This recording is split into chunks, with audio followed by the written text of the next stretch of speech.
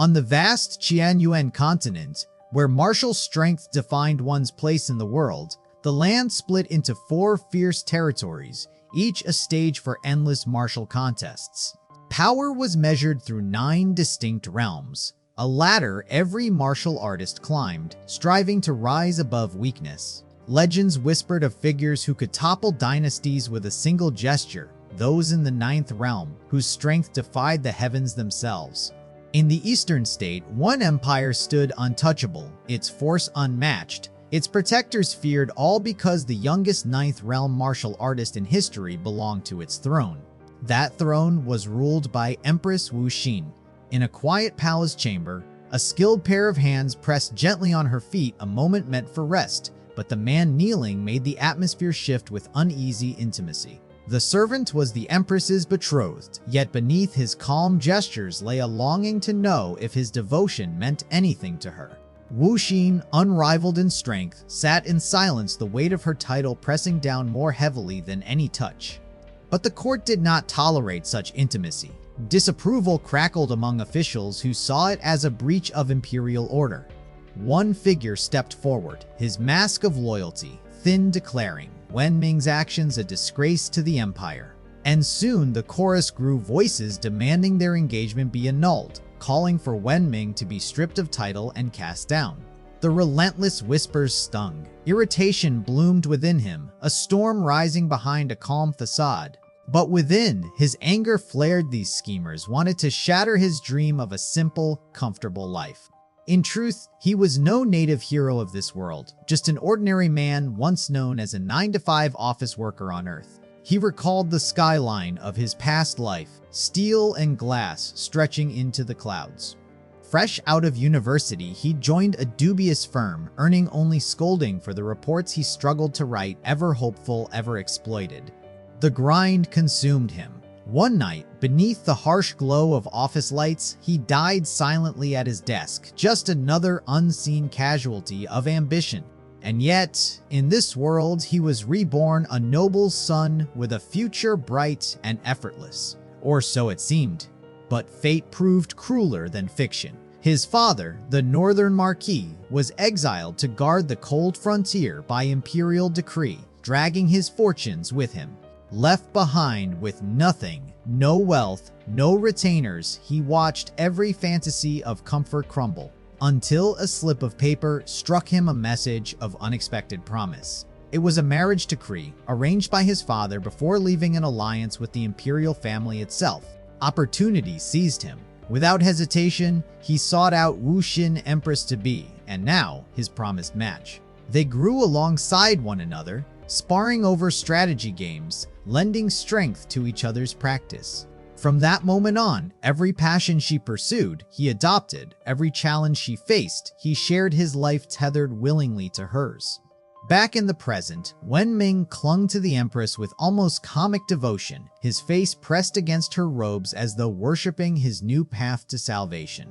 Wu Xin watched in baffled silence, as if witnessing the bizarre undoing of her dignity. Yet Wenming saw only refuge in her shadow, a way to rewrite his undesired fate. Growing weary of his antics, she gently chastised him, urging restraint even in his service.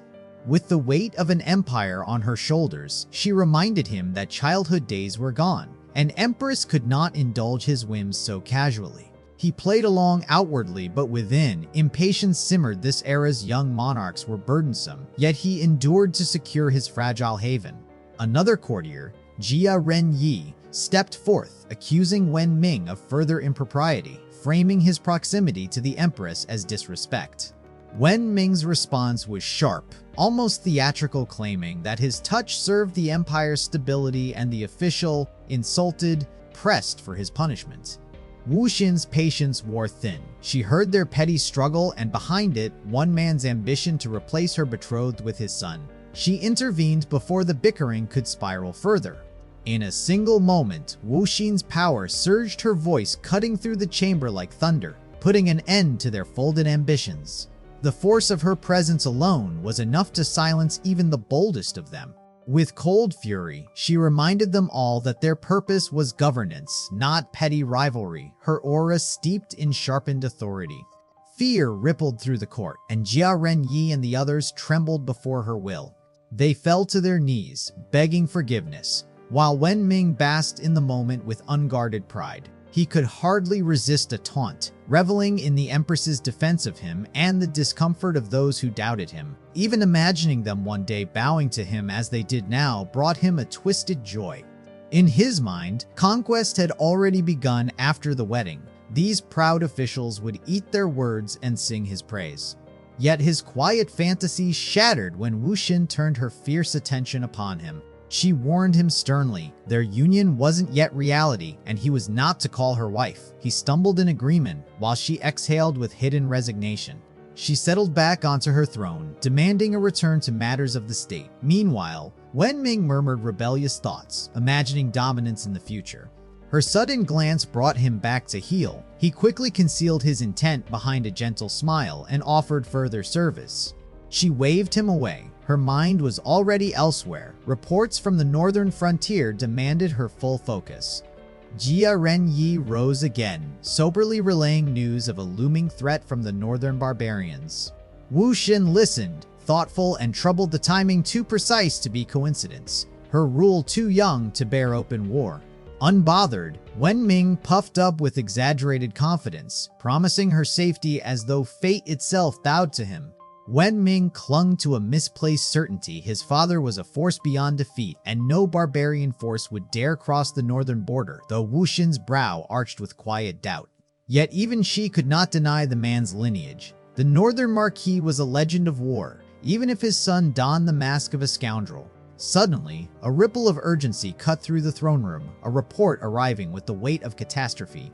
A blur streaked past marble pillars. Time itself seemed to stumble in response. Zui Yue announced it in a voice sharp as steel, an 800-li urgent report from the frontier. The great marshal knelt, the memorial held like a fragile promise waiting to be broken. Wenming dashed forward, eyes gleaming with premature triumph. Surely his father had already routed the enemy. He even taunted Jia Renyi with smug satisfaction, a foolish boy eager to revel in borrowed glory.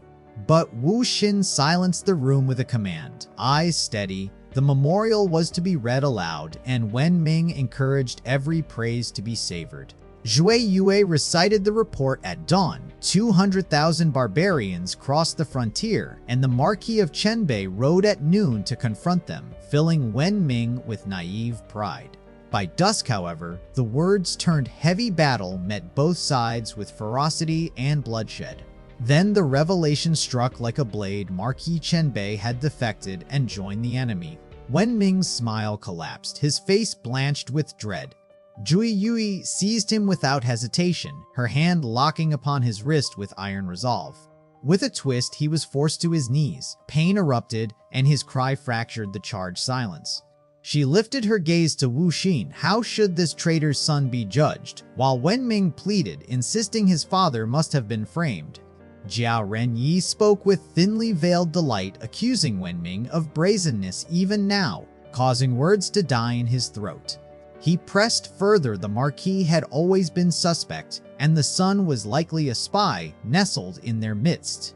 The court's voices rose like a storm, suggesting execution, dismemberment, death by 1,000 cuts, venom from every direction. Wu Xin remained silent, letting the weight of their words linger, while Wenming's fear forked into panic. Betrayal scorched his thoughts. What father condemns his own blood to ruin? Why must a son be dragged into his downfall? And to die now after years of struggling to survive in this world, after clawing his way toward royal favor, felt unspeakably cruel.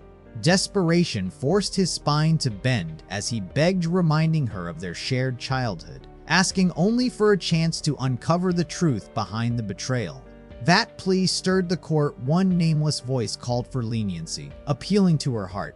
And Wu Xin, eyes softened by memory, finally spoke, poised between justice and compassion. Her verdict came like a divine reprieve. His life would be spared. Wenming's relief burst forth, a near disbelieving joy flooding his senses. But the court erupted into protest. Jia Renyi led the charge, insisting mercy was weakness, that such threats must be purged to the root. Yet Wu Xin needed only one measured phrase to quell them all. Authority flowed from her calm like a blade sheathed in ice. She clarified, though death was off the table, punishment would not be avoided. Mercy was not absolution. Wenming bowed his head in hurried compliance, grateful even to endure any penalty so long as he lived. A quiet triumph sparked in his soul. Survival meant hope. Wu Xin issued her command. Zhui Yue was to escort him to the heavenly prison without delay. The order was taken, swift and steel-eyed. With her gaze set above it all, she spoke one more sentence, sharp as fate itself. He was to be made into a eunuch before entering the palace. The words struck like a hammer. Wenming froze, horror hollowing him out. Trembling overtook him. This sentence was a different kind of execution. His scream echoed through the gilded halls, a sound of raw despair. Beyond that chaos, in the serene chambers of the Phoenix Palace, Wu Xin prepared for the night. Her hands moved with practiced grace, tying her long hair as though knotting together thoughts. With light steps, she entered the bath, warm waters rising to greet a body carved by duty and will. She submerged fully, letting the heat seep into her bones, an exhale of bodily contentment, if not peace of mind. Yet her thoughts grew heavy. The serenity felt borrowed, temporary. Questions plagued her. The defection of the Northern Marquis made no sense. He was tied to the capital by hostage and honor both. She recalled his son's terror, not forged, but real. Something was amiss in this puzzle of blood and betrayal. A voice burst through her thoughts, playful, familiar, teasing its owner, leaning in with water-kissed boldness. Tao Sisi slid into the water with impish grace, guessing and prodding at the Empress's troubled mood.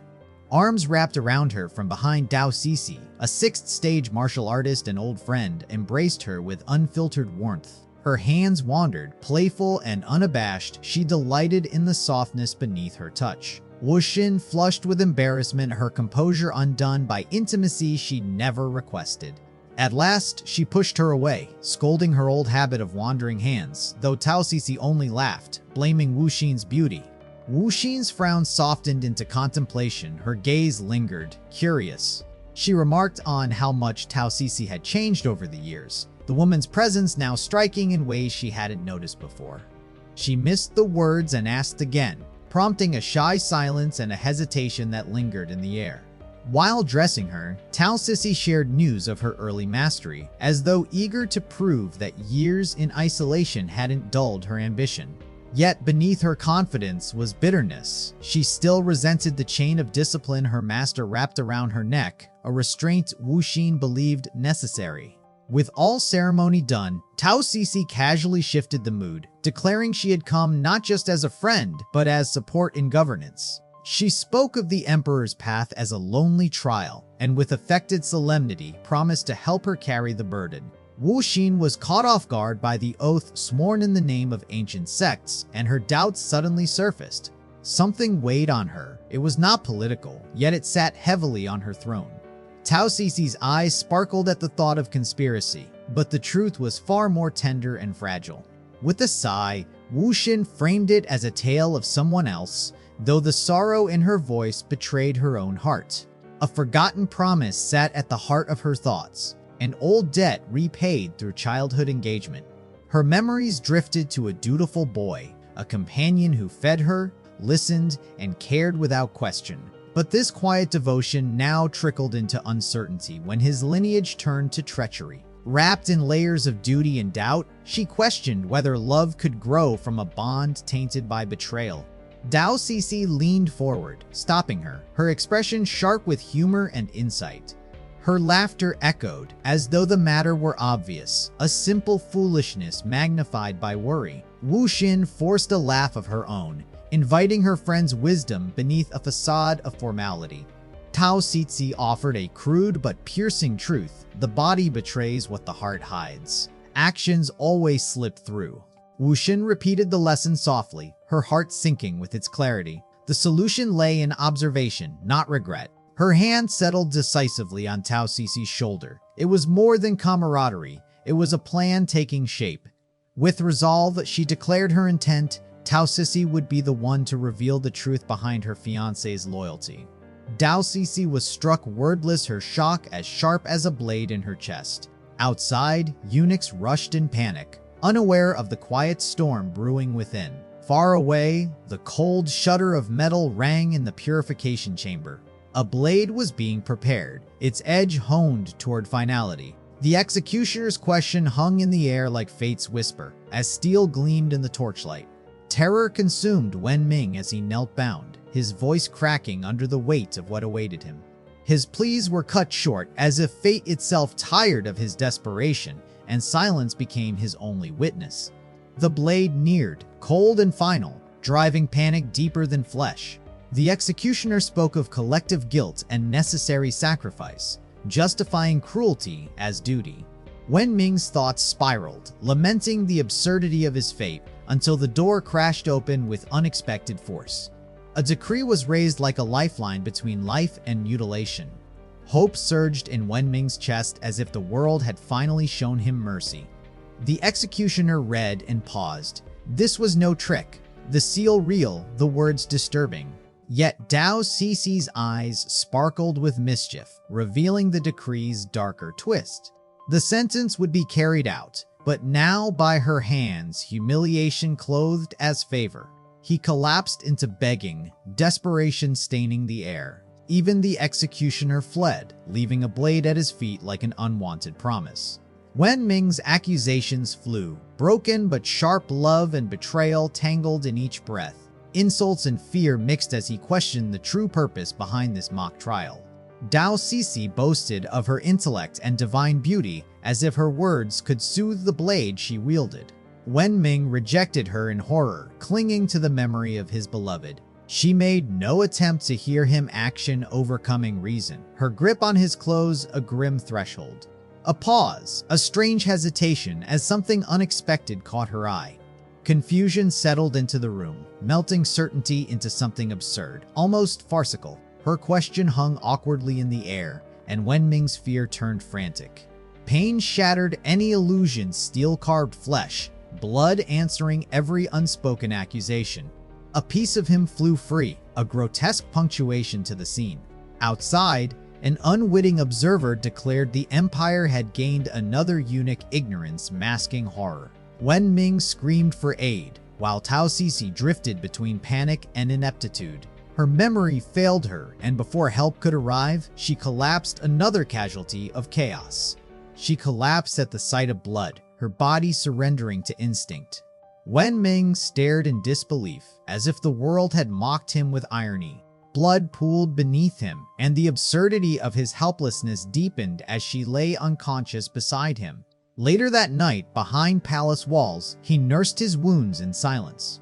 He uncorked the medicine, trembling at the thought of the impulsive hand that nearly cut him down. Fortune had disguised itself in folly. Her feint spared him from true mutilation. Determined, he resolved to hide the truth. Exposure would mean death for more than just pride. A near sound outside broke his dark thoughts. Someone approached. Footsteps entered quietly. He prepared for the worst. Tao Sisi returned, cheerful and heedless, with an eunuch in tow who claimed expertise. The eunuch introduced himself with modesty, though he spoke with the confidence of experience. They found Wenming twisting under blankets, hiding more than just pain. The eunuch muttered sympathetically such grief was common and masked as stoic defiance. Wenming seethed inside, cursing their ignorance through clenched teeth. Beneath the covers, he scrambled to protect his secret, wishing he could strike back at their mock concern. Tao Sisi comforted him clumsily, as though he'd merely lost a trivial piece of himself. She then pressed down on his fresh wound without a second thought. A scream tore from him, sharp and raw, his restraint shattered. She mistook his pain for vanity, curious if he now mourned his altered fate. The eunuch offered a detached explanation. Not all loss was equal, and pain varied by the soul. He chuckled darkly, welcoming their new comrade, unaware Wenming's rage simmered into revolt. The eunuch left them, and Tao Sisi waved as if parting from a friend, while Wenming swore silent vengeance. Her sudden turn caught him mid-curse. A flicker of guilt burned through his mask. He quickly switched to praise and charm, hoping to distract her from his earlier fury.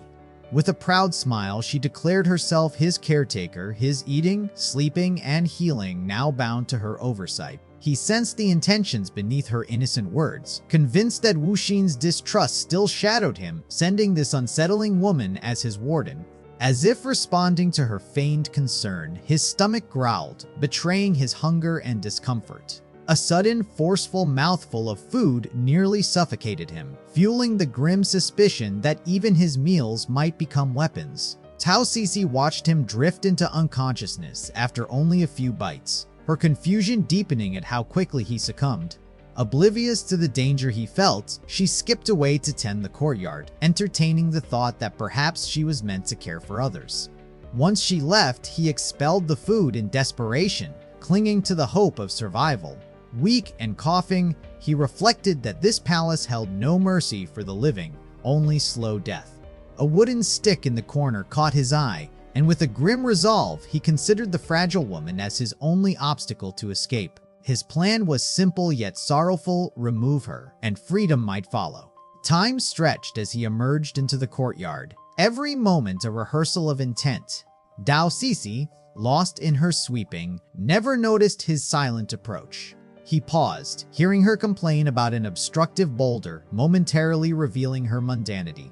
To his shock, she effortlessly lifted the massive rock, unveiling hidden strength beneath a gentle frame. He could only stand mute as dust and disbelief settled around him.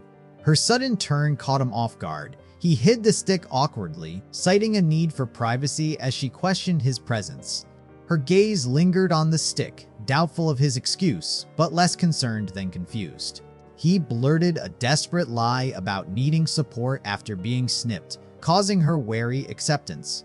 His thoughts churned how small she seemed, yet how impossible her strength, revealing the surreal physics of this world. As he left, an unsettling rustle came from the bushes nearby. Wu Xin emerged, flustered, her arrival drawing Tao Sisi's irritation and confusion. She scolded Tao Sisi for going too far. Her orders were to intimidate, not mutilate. Tao Sisi whimpered in defense, claiming her mistake was driven by disgust, revealing unintended cruelty. Wu Xin's muttering betrayed her shock. Now he was truly a eunuch, and her purpose suddenly felt hollow. A quiet despair sank in. What was loyalty worth if he was left in ruin? Tao Sisi's suspicion turned toward affection. Was Wu Xin hiding deeper feelings for him? Wu Xin denied it, masking her logic behind strategy. She swiftly devised a plan, claiming confidence in revealing treachery without bloodshed. Wu Xin's curiosity grew, uncertain but listening. Meanwhile, unaware of their scheming, Wenming studied the low palace walls, believing freedom was a mere climb away. Tao Sisi had prepared traps beneath them, satisfied by her foresight. His cautious eyes swept the quiet surroundings, noting the absence of guards, feeding his belief that escape was within reach. While they plotted, he hoisted himself onto the roof, amused by how fragile the palace's defenses seemed. A triumphant smile crept across his face as dreams of reclaiming power surged within him. This palace was no match for his ambition. Yet in another corner, her sinister grin threatened to unravel him before he could act, prompting Wu Xin's unease at her extreme methods. A sudden, piercing scream fractured their thoughts. Tao Sisi rushed toward it with smug certainty her trap had caught its prey, evidence and all. Wu Xin's heart sank. Doubt flooded her. Had Wenming's loyalty been a lie all along? Another scream rippled through the palace, from somewhere deeper within.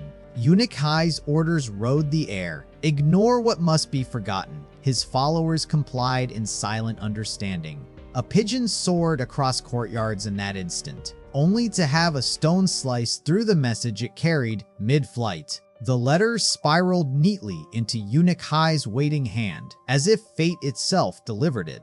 He opened and read it without hesitation. His murmur was almost amusement, so that was the truth. With a spark of arcane power, he reduced the note to ash, confident now in his next move. The Wen family's child was drawing near. Tao Sisi's voice echoed with certainty. This time, escape was impossible. She kicked open the door with theatrical force, victory on her tongue, only to find a bleeding Wenming collapsing at her feet. Tao Sisi fainted at the sight. Wu Xin caught her in trembling arms, calling her name through rising fear. He glared through pale lips, accusing them of perversion, humiliating even a eunuch in his darkest moments. Rage surged as he confronted them with bitter truths, castrated, stripped of dignity, forced to endure their taunts. Blood spilled from his mouth as he declared his suffering mocked, mutilated, bereft of all he once was. Wu Xin shielded Tao Sisi from the blood, pleading for calm. But he had broken. He demanded they witness his ruin, begging them not to look away, wanting its horror burned into their memory. In that moment, she shut her eyes tight in denial, clinging to what little reassurance she believed remained. Panic surged in Wu Xin, driving her to use Tao Sisi as a shield, thrusting her forward toward Wenming's weakened form in a desperate mistake. His body was flung against the wall, another bruise on a soul profaned by fate. Though still reeling, she dragged her friend away, fear trembling in her voice. She needed to leave. He watched them go, a cold satisfaction curling his lips. Manipulation had bought him a moment's reprieve. Alone in the stillness, Wenming's tears fell gently. He had fooled them, if only this once. Anger burned in Wu Xin as she pinched Tao Sisi's cheeks. Embarrassed by the incident, never had she felt such shame in front of him. Tao Sisi stubbornly muttered that he was only a eunuch now. What harm could his words do? But the words only stoked the rage. Wu Xin snapped further. How dare she be so careless? Tao Sisi bowed her head, the weight of her actions sinking in at last. Despite the reprimand, worry lingered. Wenming had bled heavily, far more than she expected. With renewed resolve, Wu Xin commanded her to care for him, to mend what she broke, imposing solemn duty where chaos had reigned. Tao Sisi reluctantly agreed. As she turned to leave, Wu Xin paused, a final reminder resting heavy on her breath. He must be healed no matter what. A faint blush rose on her lips, relief whispered through her thoughts. He had not, after all, betrayed her. In the shadows, Wenming watched, suspicion curling deep. Even in his most private act, they would not let him go. He was a prisoner in every sense. He recalled his attempted escape and the smack of blood on stone, how tragedy had pulled him down mid-climb. The pain weighed heavier than even humiliation. Tao Sisi's gaze caught his hiding place, suspicion glowing in her eyes once more. With an air of disdain, she vowed not to be fooled as easily as Wu Xin. She would uncover his intentions. Time passed, and Wenming collapsed into bed, body trembling from blood loss and the day's torment. Finally, relief, however brief. He cursed the madness of it all, from fights to blood loss. Finally, a moment of fragile rest was his. Slipping a spoon from his sleeve, his mind turned again to escape. The toilet was one chance, but he needed more. His freedom would not rest on one fragile hope. He imagined himself tunneling through filth, just like the movies. If the sewage was his salvation, then so be it. Suddenly, Tao Sisi entered with blankets in hand, startling him. Her voice rang with a familiarity he did not trust. She eyed him suspiciously, demanding to know what he was plotting. He hid the spoon with trembling hands, claiming nothing, just weakness. She nodded but thought otherwise. His attempts at deception were transparent. Did he really think she couldn't see the schemes forming behind his eyes? Confusion struck him as she claimed his bed, settling in with her pillows. Why was she invading his space? What part of his captivity was this? She began removing her clothes with casual precision, claiming duty to oversee his meals and rest, leaving Wenming flushed with panic and confusion, his mind caught between propriety and instinct. The audacity of her actions left him frozen, torn between fear and disbelief at the intimacy forced upon him. Even as she stood bare, confident and teasing, Wenming felt the impossible weight of his own helplessness pressing down, knowing he could do nothing to alter the scene. The old maxim lingered in the air, the drowsy speak the truth. She sought to extract knowledge from the moments he couldn't guard, while he clenched his eyes shut, dreading what might come. Despite his eunuch status, the situation pressed at his nerves, a strange instinct warning him of the danger in every glance and movement. Opening his eyes revealed Tao Sisi kneeling before him, the sight confounding his thoughts, amplifying his unease. She focused on her task, hair tied neatly between her teeth, masking the tension beneath her calm exterior. Panicked, he resisted, insisting he could handle himself, yet her insistence only escalated his anxiety. When she grasped the waistband of his pants, his protest became urgent. He needed distance, yet she advanced, unbothered by his status or his fear. His reasoning faltered under her persistence. Moral arguments dissolved against the raw intensity of her presence, leaving him paralyzed between propriety and bodily reaction. Wenming's thoughts spiraled, torn between horror and involuntary acknowledgement of her form, the absurdity of circumstance mingling with the dread of exposure. Her patience frayed. Tao Sisi pinned him with force, her motions confident, ignoring the mental turmoil she provoked. The simplicity of applying medicine became an ordeal. Each movement magnified his terror, and he felt the fragile boundary between control and defeat slipping away. Suspicion sharpened her gaze, probing him for secrets hidden beneath skin and clothing, forcing Wenming to confront a new, immediate danger. To protect his secret, he acted quickly, the weight of survival pressing every decision, every tremor of his body a calculated defense. Blood spattered across her face as his desperate trick succeeded. The guards outside startled by her scream, and for a fleeting instant, he tasted liberation. Exhaustion overtook her, leaving her asleep across his bed, a monument to both his narrow escape and the chaotic intimacy imposed upon him. Trapped beside her, Wenming had no space to rest, the bed a battlefield of humiliation and inconvenience, yet he steeled himself against despair. Clutching the hidden spoon, he contemplated his escape plan, aware that delay could unravel everything. Every second demanded action. A sudden embrace startled him as Tao Sisi half slept, her fingers and presence an unrelenting interrogation, blurring the line between care and entrapment. Her whispered teasing pressed on his conscience, a reminder that vigilance could not falter, even in sleep. Frustration mounted, she interrogated him with effortless persistence, her body a relentless assertion of control, leaving him trapped between fear and absurdity. An abrupt motion seized him, leaving his body flinching involuntarily as her hand found its target, exposing the fragility of his defenses. Vulnerable and unprepared, his body betrayed him, a sharp reminder of power, control, and humiliation in one gesture. Grasp after grasp ensnared him, each touch a jarring collision of panic, fear, and the impossible absurdity of his predicament. The room echoed only with Wenming's silent, desperate inner cries, a mind screaming for rescue while the body remained trapped beneath the weight of circumstance. Slowly, the first pale streaks of dawn began to pierce the darkness, indifferent to the chaos still unfolding within the chamber. Sleep eluded him entirely. Huddled beneath the blanket, Wenming calculated his narrow escape, grateful for Tao Sisi's erratic posture that had spared him from complete exposure. As he silently cursed his fate, Tao Sisi stirred, oblivious to his panic, leaving him trapped between fear and the inevitability of her persistent attention. Without warning, his blanket was wrenched away, shattering the fragile illusion of safety and leaving him wholly unprepared. His wrist was seized and pinned, a physical assertion of control that left him paralyzed, mentally oscillating between resistance and dread. Wenming's mind raced as Tao Sisi's determined gaze and weight pressed him into a terrifying interrogation of body and spirit. Questions hovered over him, a relentless demand for truth, while he internally braced for disaster. Her curious inspection revealed an unexpected firmness, intensifying his inner panic as he imagined the irreparable consequences of discovery.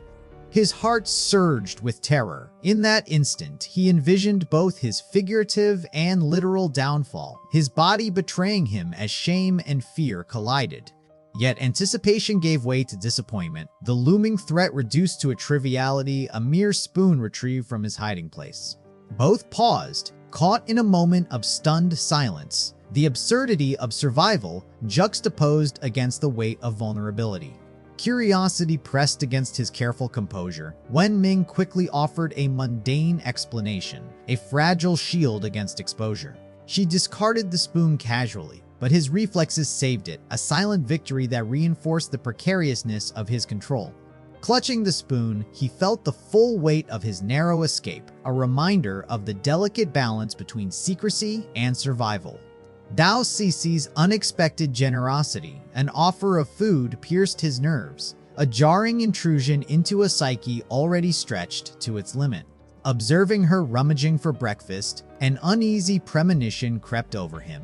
Every movement a potential threat to his fragile composure. She revealed a plate stacked high with fluffy steamed buns, the simple abundance hitting him like a bolt, amplifying his inner turmoil.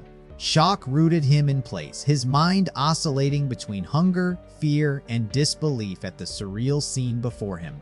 A scream escaped him, a reflexive, helpless sound against the absurdity of being fed in such circumstances, echoing across the empty chamber. Eunuch Hai arrived, opening the door with cheerful purpose, oblivious to the tension and trauma still lingering in the room.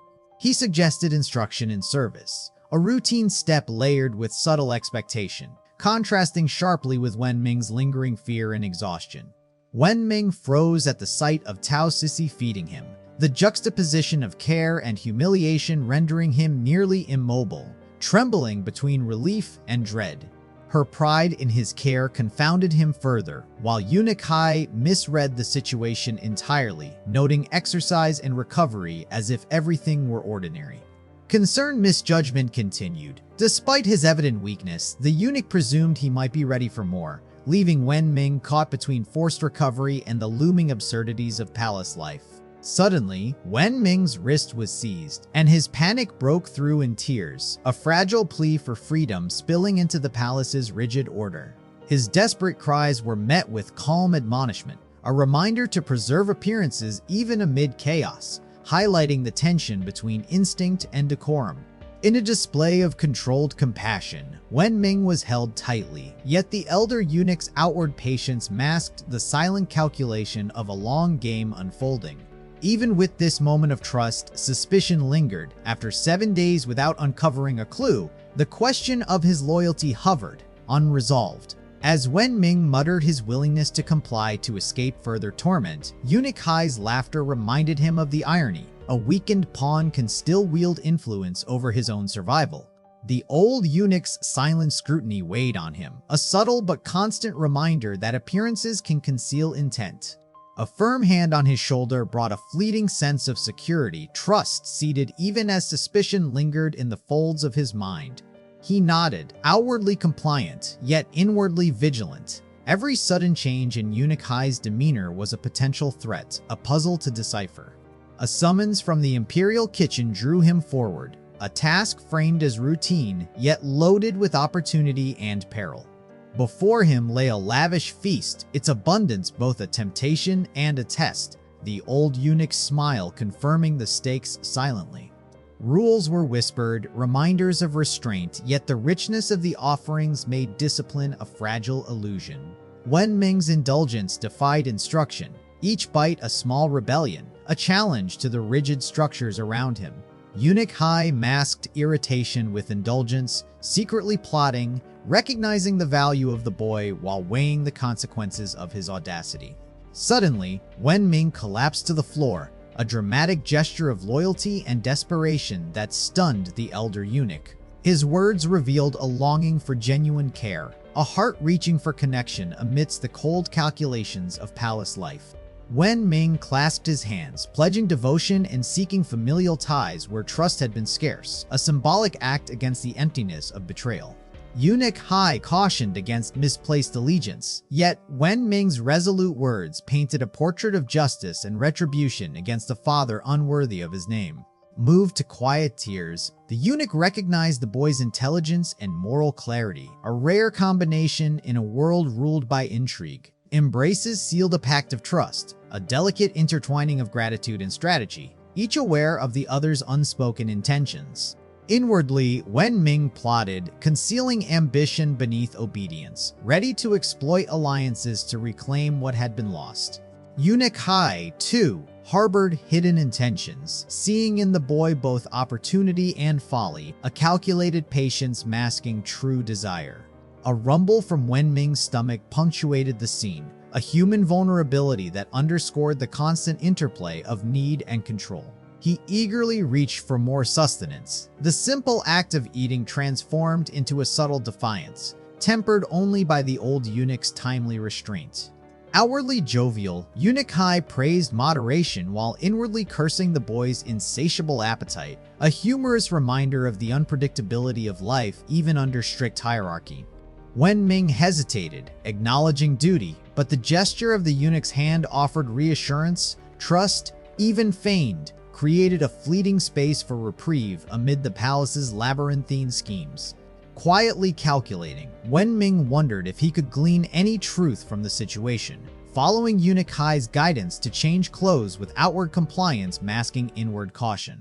Moments later, the city's bustle stretched before him, a living tableau of intrigue, temptation, and hidden observation. Women leaned from upper windows, their invitations layered with the subtle power of performance and expectation, leaving Wenming disoriented at the incongruity of a brothel masquerading as a place to eat. Confusion deepened as he realized the absurdity of two eunuchs navigating such a space, yet Eunuch Hai's calm instructions suggested that appearances here were malleable and discretion paramount. A madman and a girl greeted them, their exuberance a chaotic counterpoint to Wenming's growing apprehension, the elder eunuch leaving him momentarily to navigate the unknown alone. Promises of indulgence accompanied silent gestures of control, the older eunuch covering expenses and orchestrating observation, weaving trust and surveillance into a single, subtle motion. Gold exchanged hands discreetly, a quiet signal for careful monitoring. Wenming remained oblivious to the layers of manipulation surrounding him.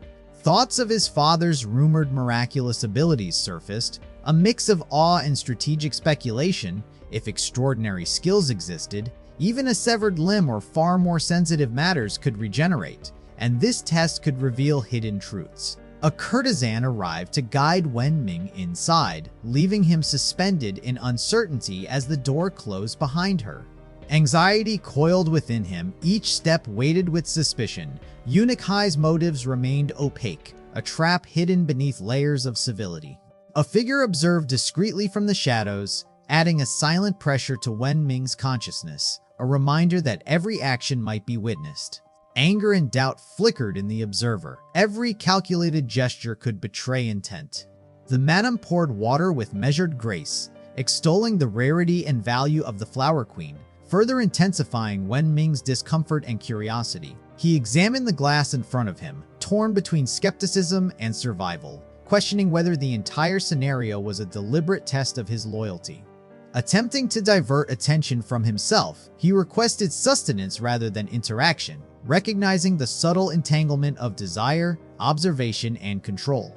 The madam's teasing lingered in the air, leaving Wenming frustrated and alert. He realized too late that every moment was being watched, every choice evaluated. His mind raced, noting the probable collusion between Eunuch Hai and the brothel staff, plotting his movements to avoid revealing any weaknesses. A sudden announcement jolted him, breaking the tense rhythm of observation and calculation. Lu Ruyan had arrived. Light footsteps approached, each echo amplifying the weight of expectation and scrutiny in the room. Wenming straightened, body rigid with uncertainty, the tension between survival and protocol pressing down on him. Before him stood the woman, her visage unassuming yet charged with presence. The reality of the Azrare beauty Yan Siva contradicted all he had imagined, leaving him momentarily speechless. Her displeasure at his judgment was immediate, a reminder that appearances and perception could provoke unintended conflict. Taken aback, Wenming gestured to himself, processing the unexpected rebuke while balancing caution with incredulity. The unrolling of a red carpet before him marked a ceremonial acknowledgement, a subtle assertion of status and expectation in the midst of a complex social dance. Respect and ritual framed the encounter as the woman invited Lu Ruyan inside, signaling the next stage of observation, interaction, and strategy. Footsteps echoed across the polished floor, the tinkling of bells announcing each movement, a cadence both graceful and deliberate. A woman of striking presence appeared, her figure commanding attention in subtle, fluid motion. She approached with a coquettish air, every gesture designed to unsettle yet entice. Wenming's gaze froze, awareness of his own heat and embarrassment rising. He turned away instinctively, cheeks burning, mentally questioning the logic of Eunuch Hai's schemes, wondering if charm alone could mask the stakes of his predicament. Doubts surged. Could a foreign beauty truly distract him, or was this another layer of testing? Her hand brushed his cheek with an intimacy that sharpened every nerve, every pulse a reminder of the tension he sought to contain. Leaning closer, her voice whispered, a faint heat emanating as though the space itself conspired against his composure. Lu Ruyan's gaze locked onto his, an almost dreamlike quality that left him unsteady, every thought a jumble of caution and surprise. Wenming's body betrayed him, warmth spreading across his face and neck, mind scrambling to reconcile propriety with instinctive embarrassment. Every breath felt dangerous, a silent mantra repeating in his mind, avert attention, conceal desire, yet her teasing only amplified the inner turmoil. She offered sustenance with an intimacy that blurred lines, presenting fruit as both gesture and test, a silent probe into his reactions. Outside, whispers confirmed his predicament. Secrets are fleeting before her, and innocence seems both a shield and a liability. The murmur of conversation was interrupted by an unexpected intrusion, rippling tension through the space like a sudden gust of wind. The madam's startled reaction reflected the fragility of control within these walls, the unpredictability of presence, and the power inherent in proximity. Lu Ruyan moved with practiced grace, each motion intentional, embodying both elegance and latent threat. She presented a single grape, a gesture precise in its timing, testing the boundaries of Wenming's self-restraint. His eyes shut, crimson spreading across his face, every thought a battle between instinct, discipline, and the awareness of observation. In a moment of distraction, a misstep sent the grape skittering toward her chest, escalating his panic and awareness of proximity. The whisper that followed hung in the air like a challenge, threading desire and propriety into a complex dance he could neither accept nor evade. Teeth clenched and eyes sealed, he struggled to maintain composure, knowing any lapse might unravel him entirely. Her expression shifted to calculating cold. Recognizing vulnerability and plotting advantage, she smiled inwardly at the ease with which his reactions could be manipulated. Before the tension could reach its apex, a sharp call from outside fractured the atmosphere, drawing both their attention abruptly. A commanding voice surged through the hall, the authority of presence threatening to override the delicate web of interaction within. Identity and entitlement were declared loudly, a forceful assertion that challenged the order of the room, demanding immediate recognition and compliance. Panic surged within Wenming, every instinct alert, recognizing the threat behind the voice, the stakes suddenly magnified in a single heartbeat. Memories of previous events flooded Wenming's mind, every detail weighed and calculated, every outcome considered in silent desperation. Teeth clenched, he acknowledged the peril before him, sensing that only a calculated gamble might preserve him amid the chaos. Outside, Jia Jingdao's voice thundered, a mixture of celebration and menace, carrying rumors and threats that reached Wenming even in his hidden refuge. His demands escalated, each gesture of entitlement underscored by silver and gold, leaving the madam trembling yet compliant, powerless against the force of his arrogance. Bags of gold exchanged hands, the glimmer a distraction and a tool, while Wenming's pulse raced with anxiety, calculating his next move from concealment. Peering through the crack of the door, he observed the unfolding scene, every movement a lesson in timing and survival. He cursed under his breath, recognizing how external forces constantly threatened to derail his carefully laid plans. Jia Jingdao barged in with bluster, a commanding presence intent on testing boundaries, unaware of the invisible player hiding in the shadows. Inside, the scene defied expectation. The room seemed innocuous, its calm concealing the small, shivering form hidden beneath fabric. The ostensible arrangement satisfied the intruder's assumptions, a story smoothly constructed to placate curiosity while masking the truth. Belief in appearances brought relief to the intruder, while Wenming exhaled quietly, acknowledging the small but critical success of deception. Beneath the folds of Ruyan's skirt, Wenming stayed silent, heart-hammering, calculating how long he could remain unseen and unexposed. Ruyan's own discomfort simmered beneath her composed exterior. Every instinct urged caution as she balanced her own goals against the volatile presence of both men.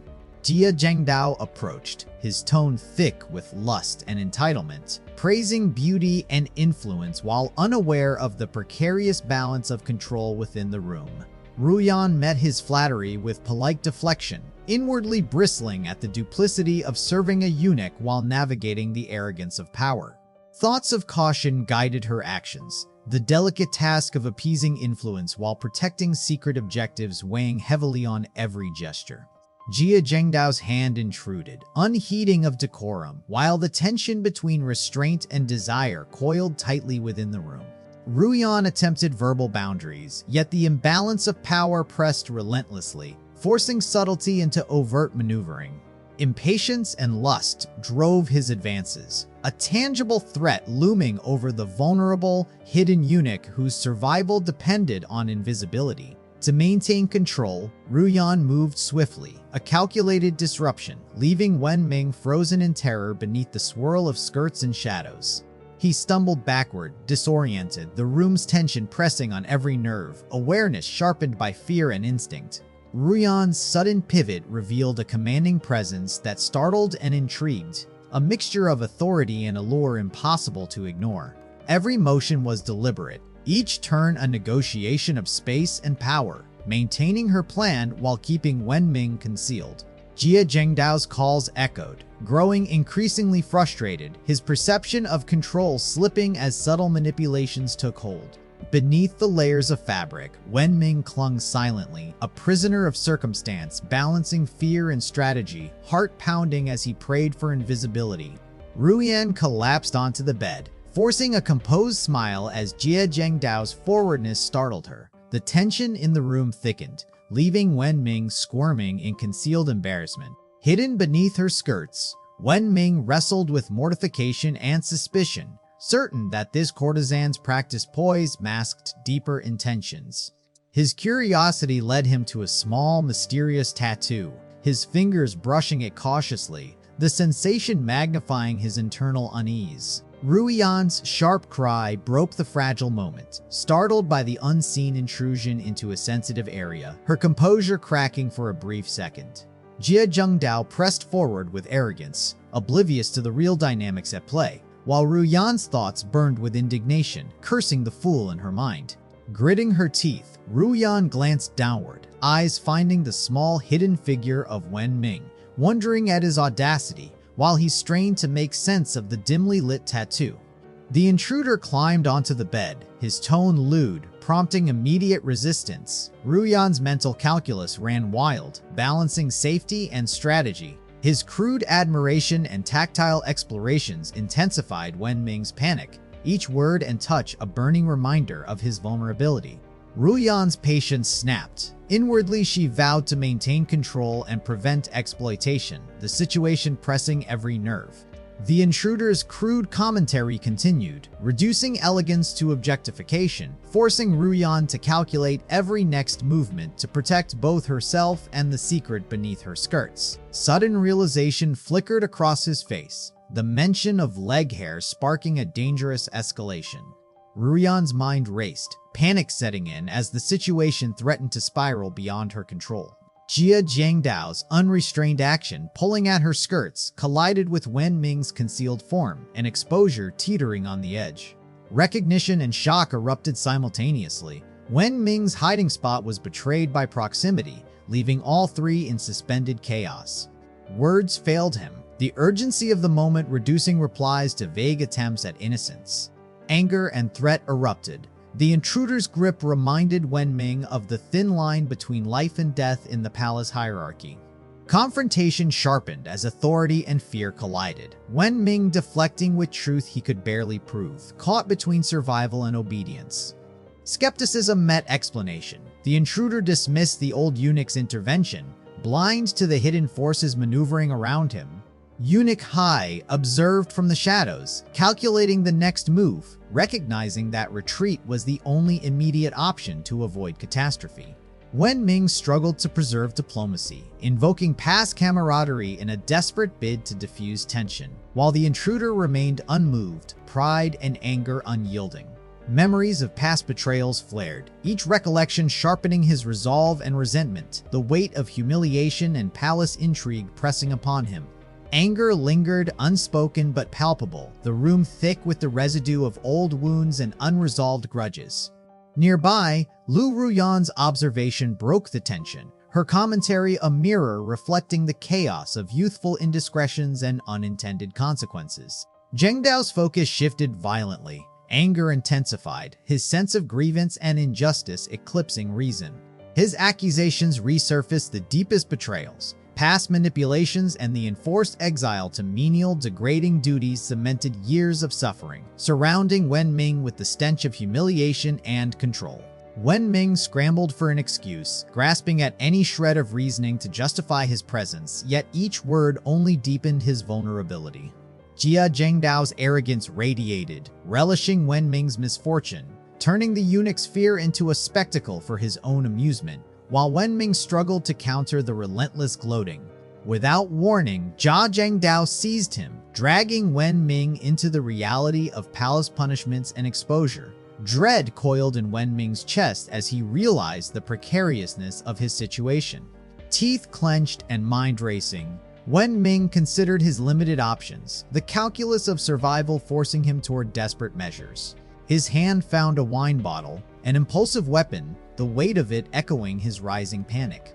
He lunged, intentions sharp with anger and fear, each thought a silent curse against the arrogance before him.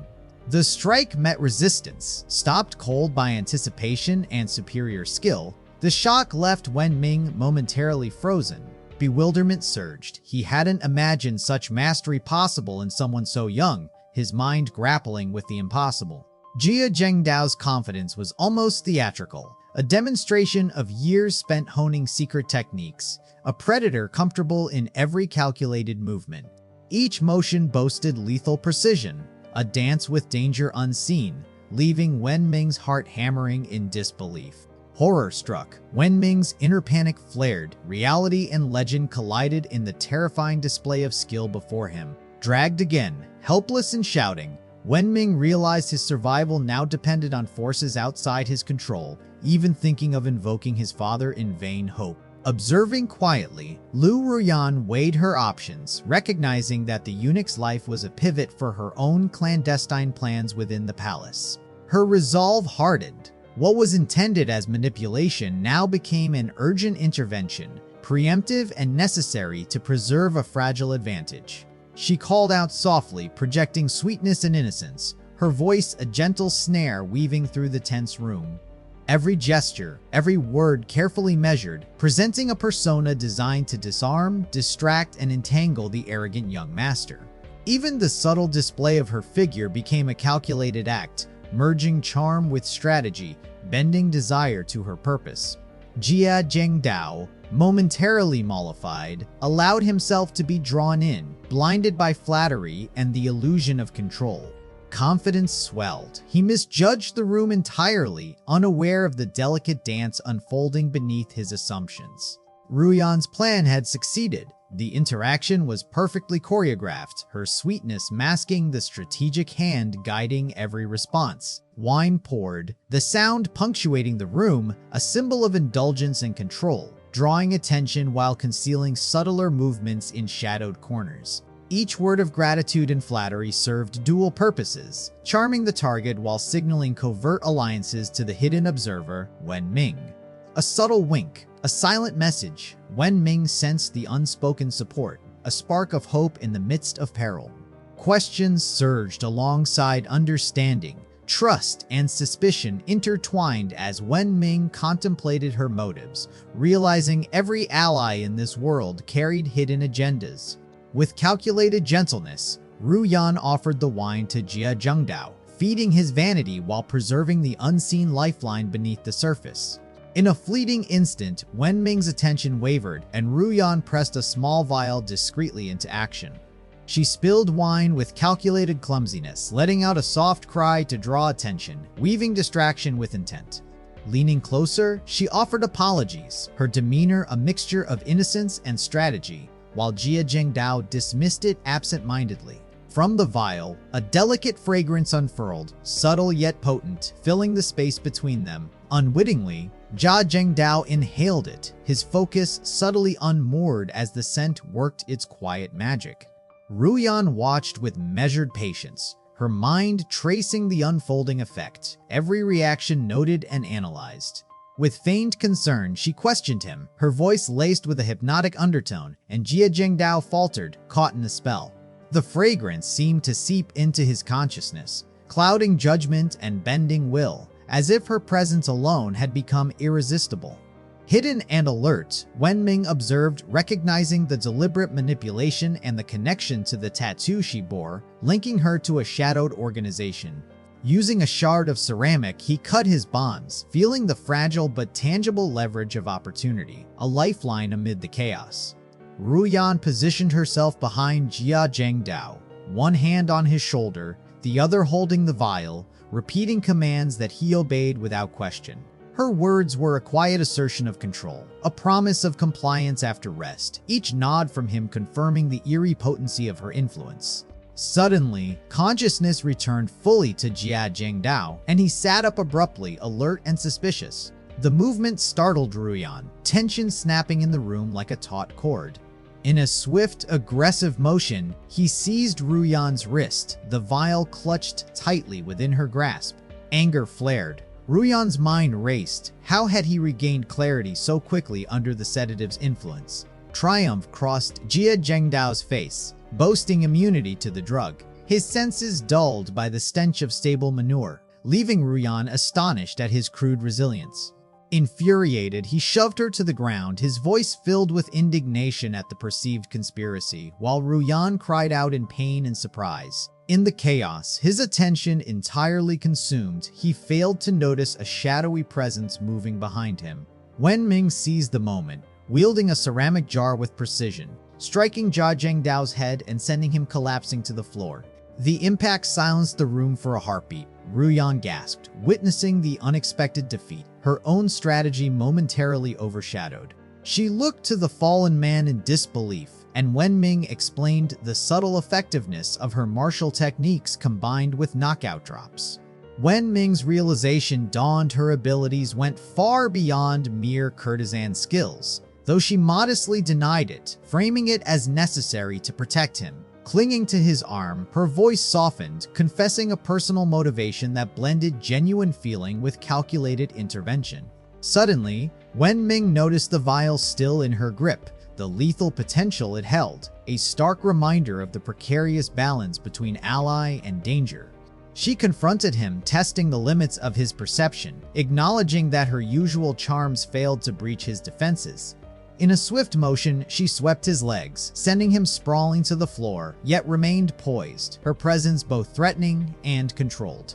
Even the cleverest strategies faltered against the raw reality of strength, and Wenming's mind raced, grappling with both shock and suspicion at her intentions. She straddled him, fingertips tracing with deliberate care, a calculated enchantment that blurred the boundary between threat and allure. Her whispered insistence demanded obedience, promising safety in exchange for submission, a tension that pressed on Wenming's resolve. Heat rose to his face, composure faltering, an internal battle raging between instinct and self-control. Panic flared internally, restraint slipped as he recognized the escalating intensity of the moment. Ruyan sensed hesitation, probing subtly, testing boundaries as her eyes searched his reaction. Recognition dawned, embarrassment bloomed in her face as an unexpected reality forced itself into the room, eliciting a startled cry from Wenming. Shock reverberated through the space as her outburst echoed, a mingling of surprise, shame, and confusion. The magnitude of the revelation stunned her, while the guards outside whispered gossip, ignorant of the true danger and complexity of the situation. Her face flushed crimson as she attempted to explain, fumbling over words while confronting the impossible truth before her. Agitated, she tried to assert control, her actions both reactionary and desperate as the boundaries of propriety collapsed. Frustration surged. Intelligence had failed her, and Wenming, caught between panic and exasperation, could only cry out helplessly. Realization dawned sharply. He was not the eunuch she had assumed, and her status, her reputation, now teetered dangerously on the edge. Anger transformed into lethal resolve. The plan had shifted, and the only perceived solution seemed fatal. The dagger lunged, a sharp manifestation of intent, and Wenming's fear became immediate and tangible. He scrambled frantically, every instinct screaming survival, eyes wide with terror at the unexpected peril. Reality twisted, a simple visit to a brothel had escalated into mortal danger, and fate seemed cruelly unyielding. He hadn't even fled far before her presence reasserted itself, relentless and inescapable. She slammed him into the ground, pain radiating through his body, the precariousness of his situation starkly apparent. Dagger poised and lethal, her wrath embodied in the weapon, a silent threat looming over him. Desperation clawed at him. He pleaded, invoking a mission beyond their immediate conflict, appealing to reason amidst chaos. Her aggression faltered. The sudden invocation of responsibility caused a momentary hesitation, a crack in her otherwise ruthless resolve. Calculated defiance and sharp wit collided. She assessed him anew, her authority challenged, the tension lingering as the dagger hovered in uncertain hands. Lu Ruyan composed herself, a playful smile masking the storm within, yet beneath it, her teeth ground in frustration and anger. Panic and dread simmered internally. Her identity had been exposed, and if anyone discovered the truth, her position would be in grave danger. She feigned casual denial, attempting to deflect, but Wenming saw through the act, rolling his eyes at her pretense. He stated plainly what he had observed, revealing the telltale tattoos that marked members of her sect, and realization flickered in her eyes. Instantly, only one thought dominated her mind, silencing him. The deadly implications pressed on Wenming, who began sweating as he tried to reason his way out. Outside, Tao Sisi and Wu Xin arrived, their presence forceful and commanding, clearing a path through the crowded brothel. Tao Sisi's voice cut through the chaos, her orders leaving little room for interference, while Wu Xin questioned the spectacle in muted bewilderment. Curiosity pierced through Wu Xin's confusion. Why had Wenming come to such a place? Tao Sisi felt a grim satisfaction, convinced she had caught Wenming in a compromising position, confirming her suspicions. A gatekeeper challenged them, but their authority and urgency rendered his objections meaningless. Ignoring the protest, Tao Sisi forced the door open, her determination unwavering, demanding Wenming's appearance. Inside, her gaze fell on Liu Ruyan, pinning Wenming to the floor, an intimate struggle made stark by the sudden intrusion. Wenming's relief surged upon seeing Wu Xin. Her arrival was a lifeline amidst the chaos. He rushed to her, kneeling in deference, a mix of reverence and fear coloring his actions, while Wu Xin gently reminded him of propriety. Wu Xin's calm authority guided him to rise, her presence commanding yet comforting, as Lu Ruyan watched silently, assessing both. Lu Ruyan observed the young emperor, noting his precocious presence and the aura of power far exceeding his years. His aura carried a weight that even she, seasoned and vigilant, could feel the mark of someone not to be underestimated.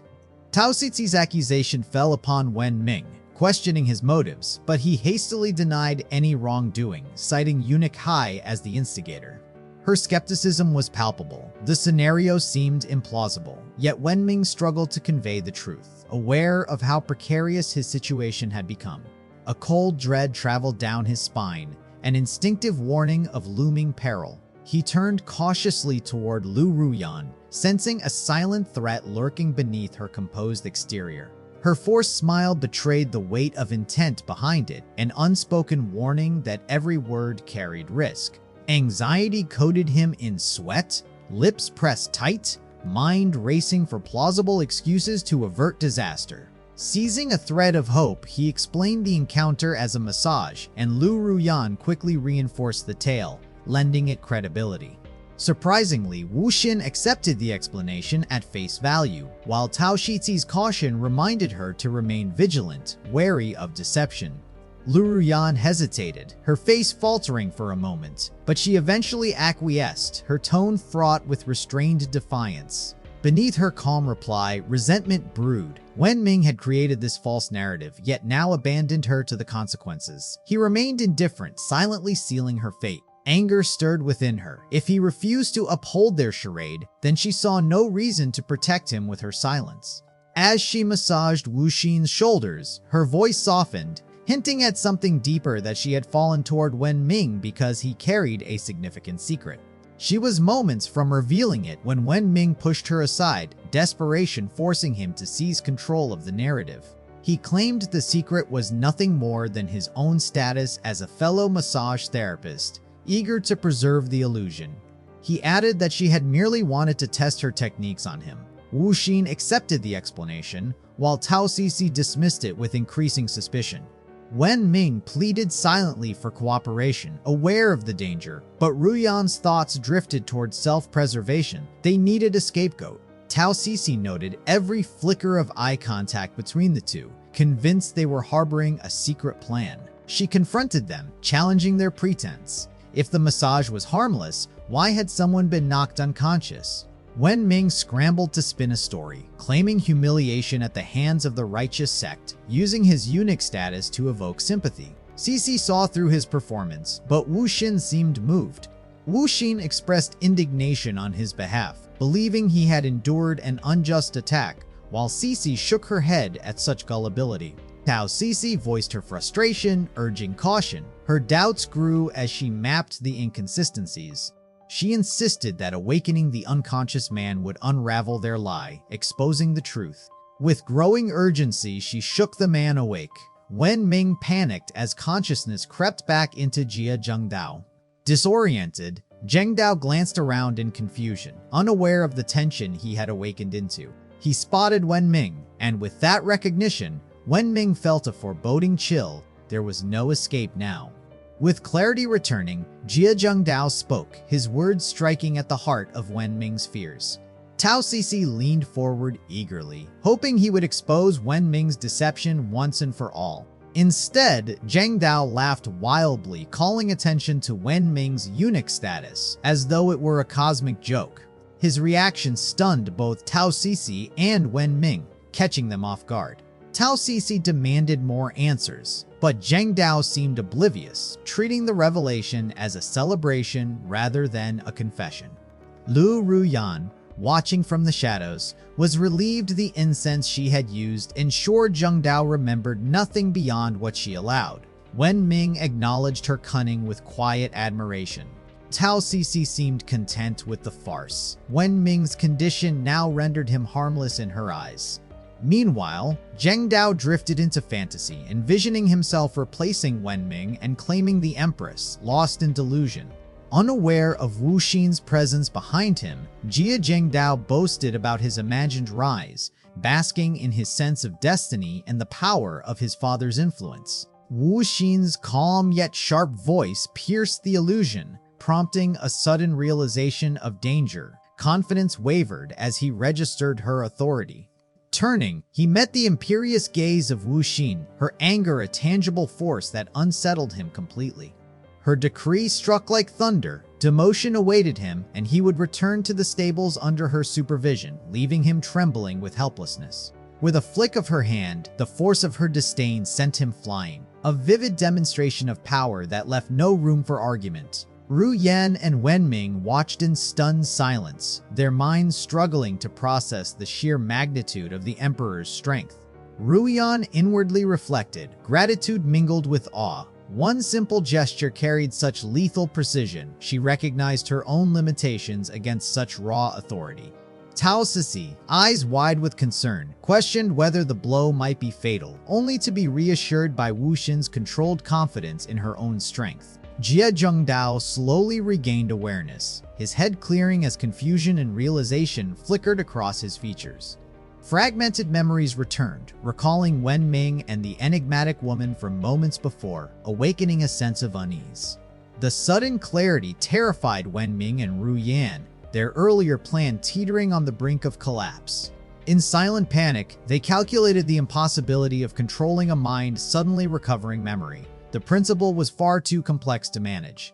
Each second of recollection tightened the noose. They knew that if he spoke freely, their ruse would be irreparably exposed. Tao Sisi rushed to steer the situation, urging Jia Zhengdao to confront the fabricated charges before he could reconstruct the full picture. Wenming acted quickly to distract, fabricating an absurd problem to divert attention and delay the imminent threat. Clumsily but with conviction, he manipulated the scenario, eliciting a scream of pain from Jia Zhengdao and buying precious moments. The sudden chaos caused Wu Xin to faint from shock, blood flowing, and she was swiftly supported and evacuated by the urgent hands of her attendants. Wenming feigned deep concern, directing the response with calculated urgency, ensuring the injured were tended to and the scenario controlled. He promised to manage Jia Zhengdao's condition, orchestrating his safe return under the guise of care while the others rushed to attend Wu Xin. Ruyan, silently observing, allowed herself a faint smile of approval at Wenming's resourcefulness, acknowledging his ability to navigate the perilous moment. Pondering options for further control, Wenming inquired about alternative methods to induce memory loss, with Ruyan suggesting a simple, direct approach. Relief washed over him. An uncomplicated solution to an otherwise spiraling crisis presented itself. Excitement tinged with trepidation as he produced the chosen tool, a vase intended to erase recollection, signaling the next bold step in his strategy. Jia Zhengdao recoiled in fear at the sight, demanding explanation, while Wenming calmly framed his actions as necessary self-preservation. The tense moment erupted into a piercing scream from the brothel, an ominous signal that chaos was about to unfold further. Jia Zhengdao slipped back into unconsciousness, leaving the room heavy with tension and the aftermath of chaos. Wenming turned to Ruyan, a tentative camaraderie forming in the shared survival of the recent turmoil, seeking acknowledgement of an unspoken alliance. Ruyan's expression twisted in disdain, her pride as one of the saintesses rejecting the notion of partnership with a aim eunuch desec I eunuch.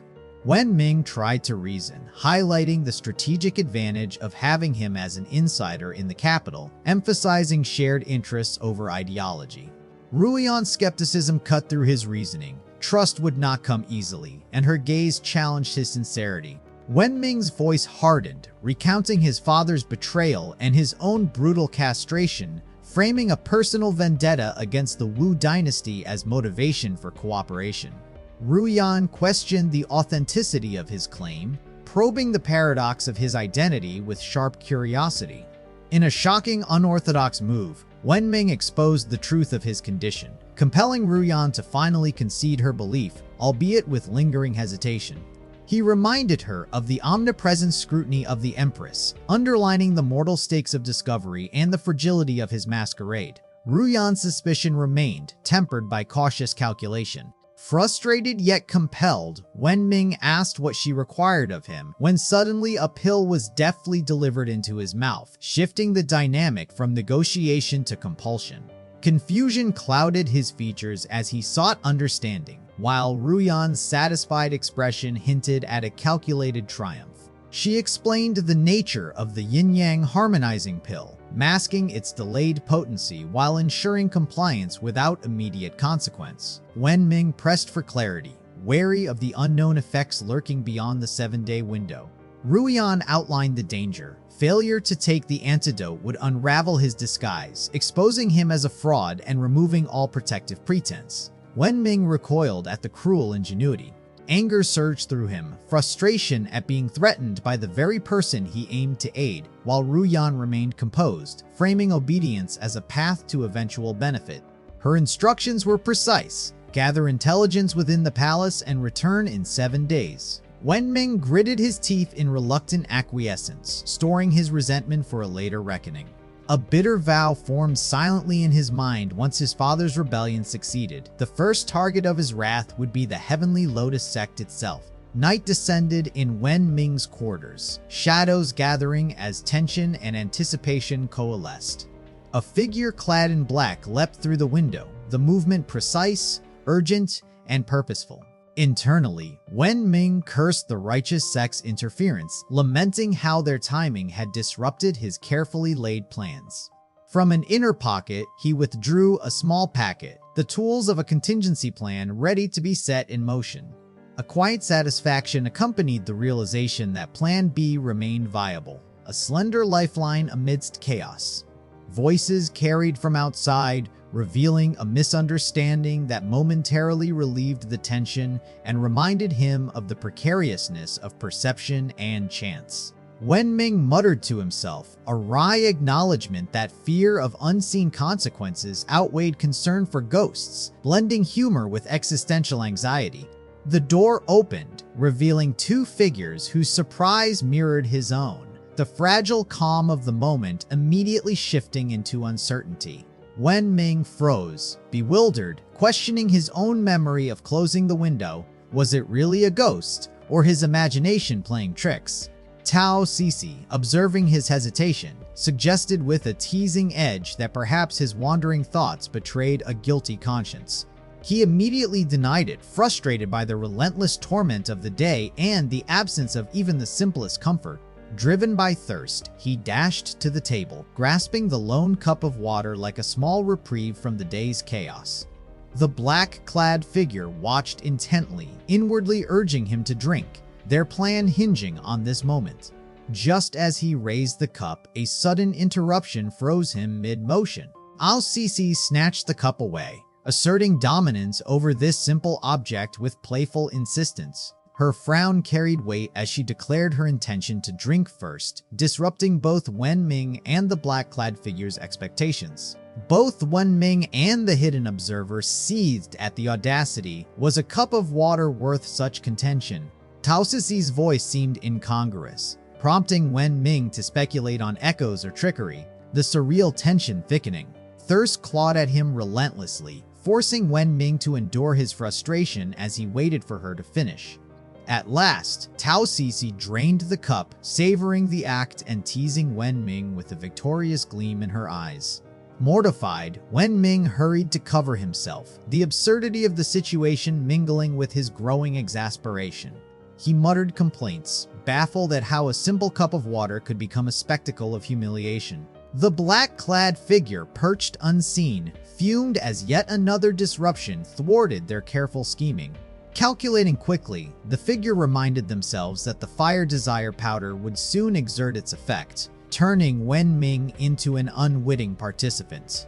Tao Sisi, feigning innocence, scolded him to fetch water himself, and Wenming, recognizing futility in argument, begrudgingly complied. He ran toward the well, only to find a notice that redirected his quest. A eunuch's suicide had rendered the well unusable. The instruction demanded he travel 2 miles to Yihe Garden for water, a late-night ordeal that tested both patience and resolve. Infuriated, Wenming flung the bucket aside, exasperated at the absurdity of his circumstances.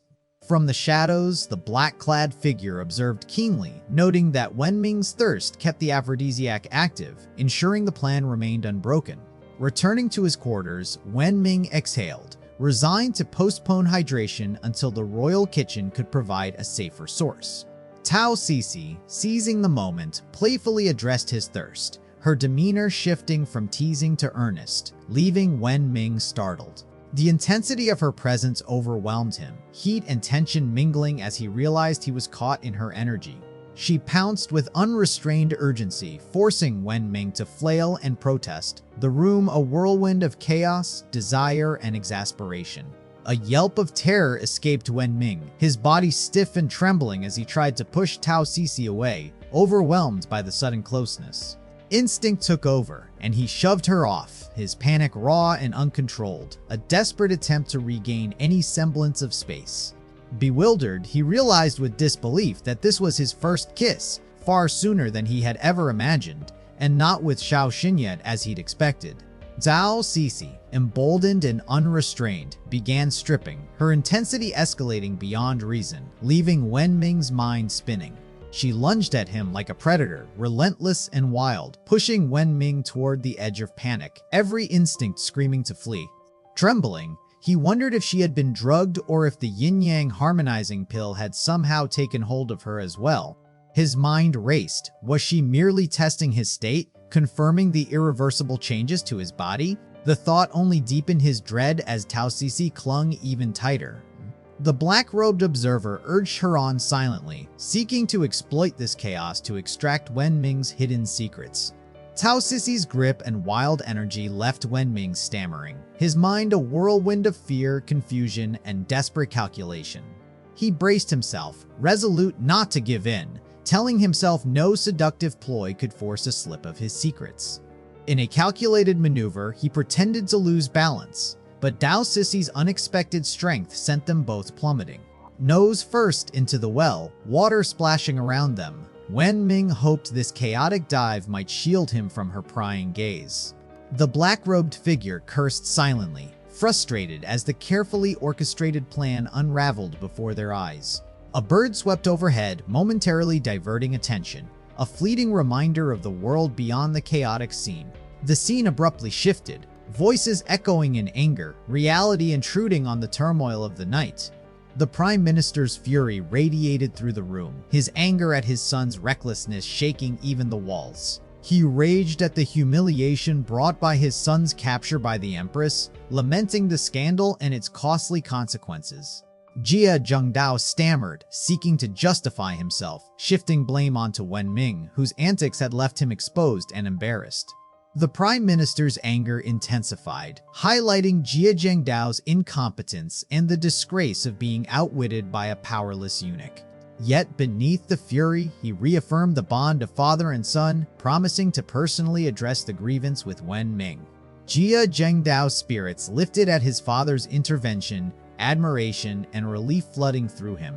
As a stern warning, Jia Renyi grounded his son for 3 months, urging study and reflection to prevent further missteps. Dejected, Jia Zhengdao complied, hobbling out of the room, a mix of shame and relief etched on his face. Concerned, Jia Renyi asked his servant about his son's injury. The report revealed Wenming's dagger had struck Jia Zhengdao. The servant presented the retrieved dagger as evidence, the tangible proof of the chaos that had unfolded. Jia Renyi stared at the dagger, startled by the familiar emblem etched into its hilt. His memory went back to the 14th year of Chuyuan, a year marked by unrelenting floods.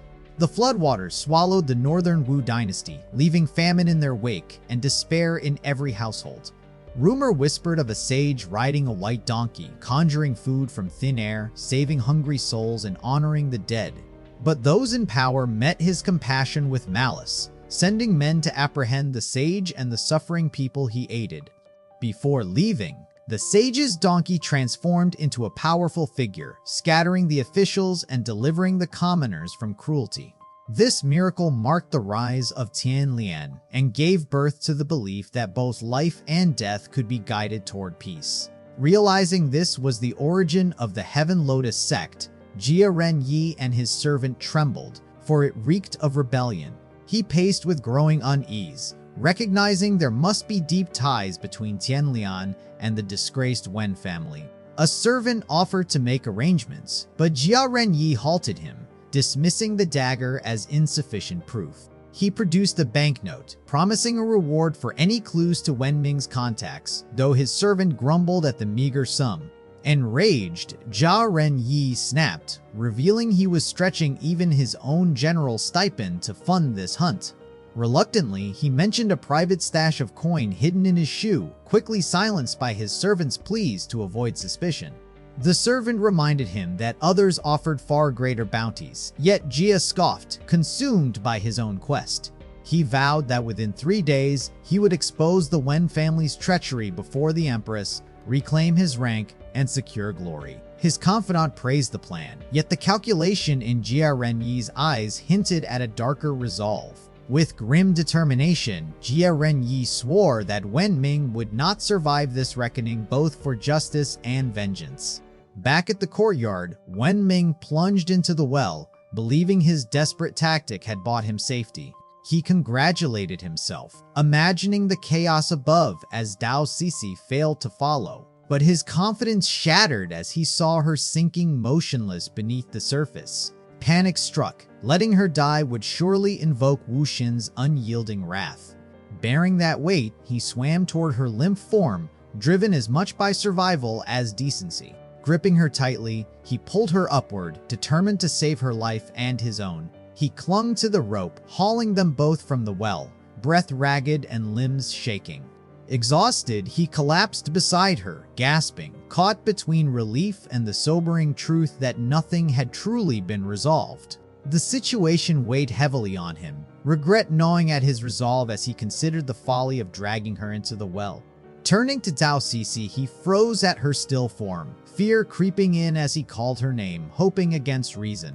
Rushing over, he checked her pulse, relief mingled with dread as he noted it still beat, though her eyes showed no sign of life. A grim determination settled in. He resolved that action was now the only recourse. With trembling hands, he began CPR, forcing water from her lungs, a small victory in a desperate moment. Gratitude and a spark of pride, surged memories of first aid training from another life gave him hope in this critical instant. Observing her size, he marveled internally at her presence, recognizing Tao Sisi's strength far exceeded what he had imagined. Heat rose to his face as he chastised himself mentally, reminding his eunuch identity to remain disciplined, loyal, and focused. Anxiety gnawed at him. Even after clearing her lungs, Tao Sisi remained unconscious, forcing him to continue with steadfast resolve. A faint stir, a touch to her face, and she began to regain consciousness, fragile yet alive. Her gaze met his, and surprise flickered. This man, who ought to despise her, was filled with genuine concern. Puzzled by his care, she wondered at the sincerity behind his worried expression as he leaned in to continue life-saving efforts. Startled by his approach, Tao Sisi reacted instinctively, sitting up and striking him in alarm. Pain and exasperation crossed his face as he tried to explain, his concern for her life outweighing the slap. His words, tinged with earnestness, made clear that saving her had been a matter of survival, not affection or lesson learned. He stepped back, rubbing his cheek, silently relieved that she was alive. Forcing calm, he urged her to turn away, the moment's intensity fading but leaving a quiet reflection.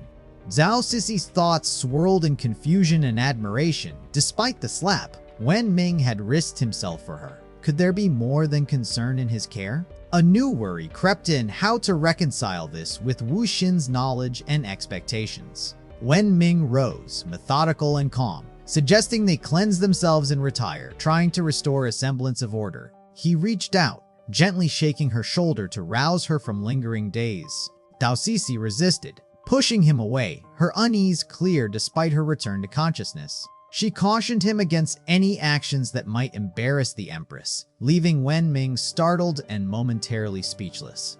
Meanwhile, in the Internal Affairs Bureau, a different scene unfolded, tension mounting quietly. Eunuch Hai sat composed at his desk, a silent observer of the machinations slowly unfolding around him. Eunuch Hai unfolded a report, eyes scanning plans that foresaw northern barbarian envoys arriving in 3 days, and instructions to poison the royal feast, a scheme both audacious and fragile. He burned the paper in frustration, realizing the impracticality, the Empress's meticulous inspections, utensil tests, tasting readers, and even eunuch tasters rendered such poison attempts almost laughable. From the shadows, a figure cloaked and hooded entered the study, exuding quiet authority, assuring Haidufu that His Highness's plan had been calculated with precision.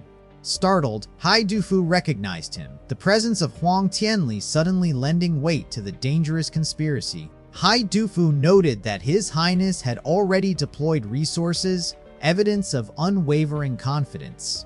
Huang Tianli lowered his hat in humility, stressing that both he and Haidufu were indispensable to the undertaking, refusing undue praise. He would remain in the capital, assisting Eunuch Hai with the mission, leaving room for guidance and collaboration. Haidufu acknowledged the courtesy with measured respect.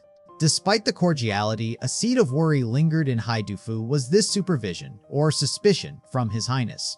The Heaven Lotus sect had provided a small, sealed vial of invisible, odorless poison, theoretically undetectable even by silver needles, to be used strategically by Eunuch Hai.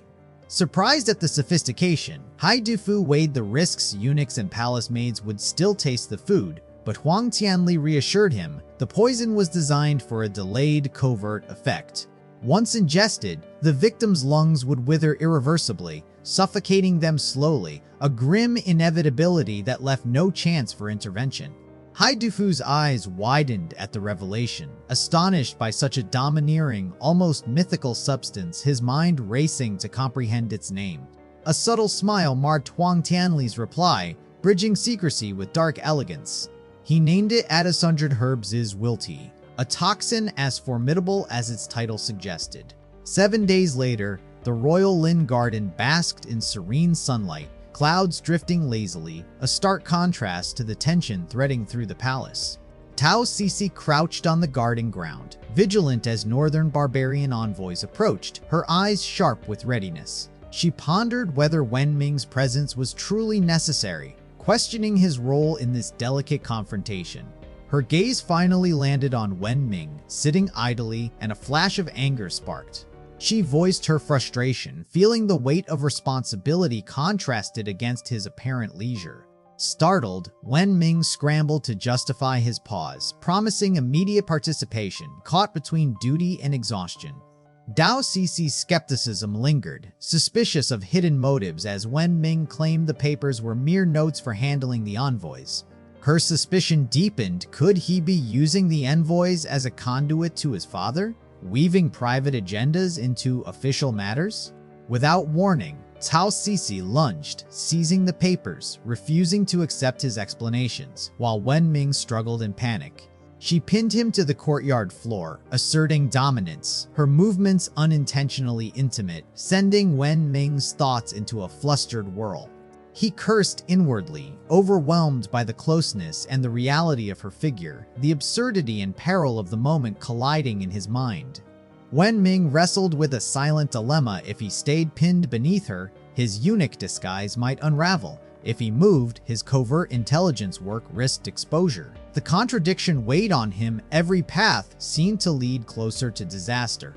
The secret he carried for Leo Ryan felt like a burning brand on his chest, one misstep away from revelation. A servant's cry pierced through the tension. The Empress was approaching, demanding space. Wu Xin emerged with a regal grace, her presence both commanding and serene. Her gaze caught the tangled tableau before her, Tao Sisi straddling Wenming, and her silence spoke first.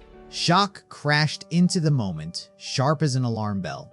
Tao Sisi scrambled to justify herself, claiming suspicion rather than desire, insisting Wenming was plotting harm against their sovereign. Wu Xin's eyes narrowed as she observed Wenming's panic-stricken attempt to wriggle free. She scrutinized him, her question heavy with meaning. Could he truly harbor ill intent? His stammering only deepened the moment's weight. He offered himself freely to be searched, a gamble of innocence and fear. Nothing was found yet. Doubt lingered. Tao Sisi lunged again, rifling through his garments in search of hidden evidence, her curiosity pushing boundaries even in the Empress's presence. Wu Xin's patience snapped. A slap to Sisi's head broke the frenzy.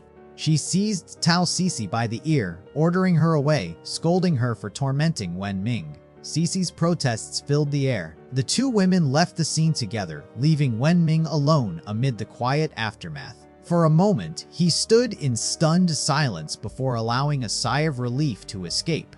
Training in discreet retreats had saved him once more. Any less, and his secret would have fallen into daylight.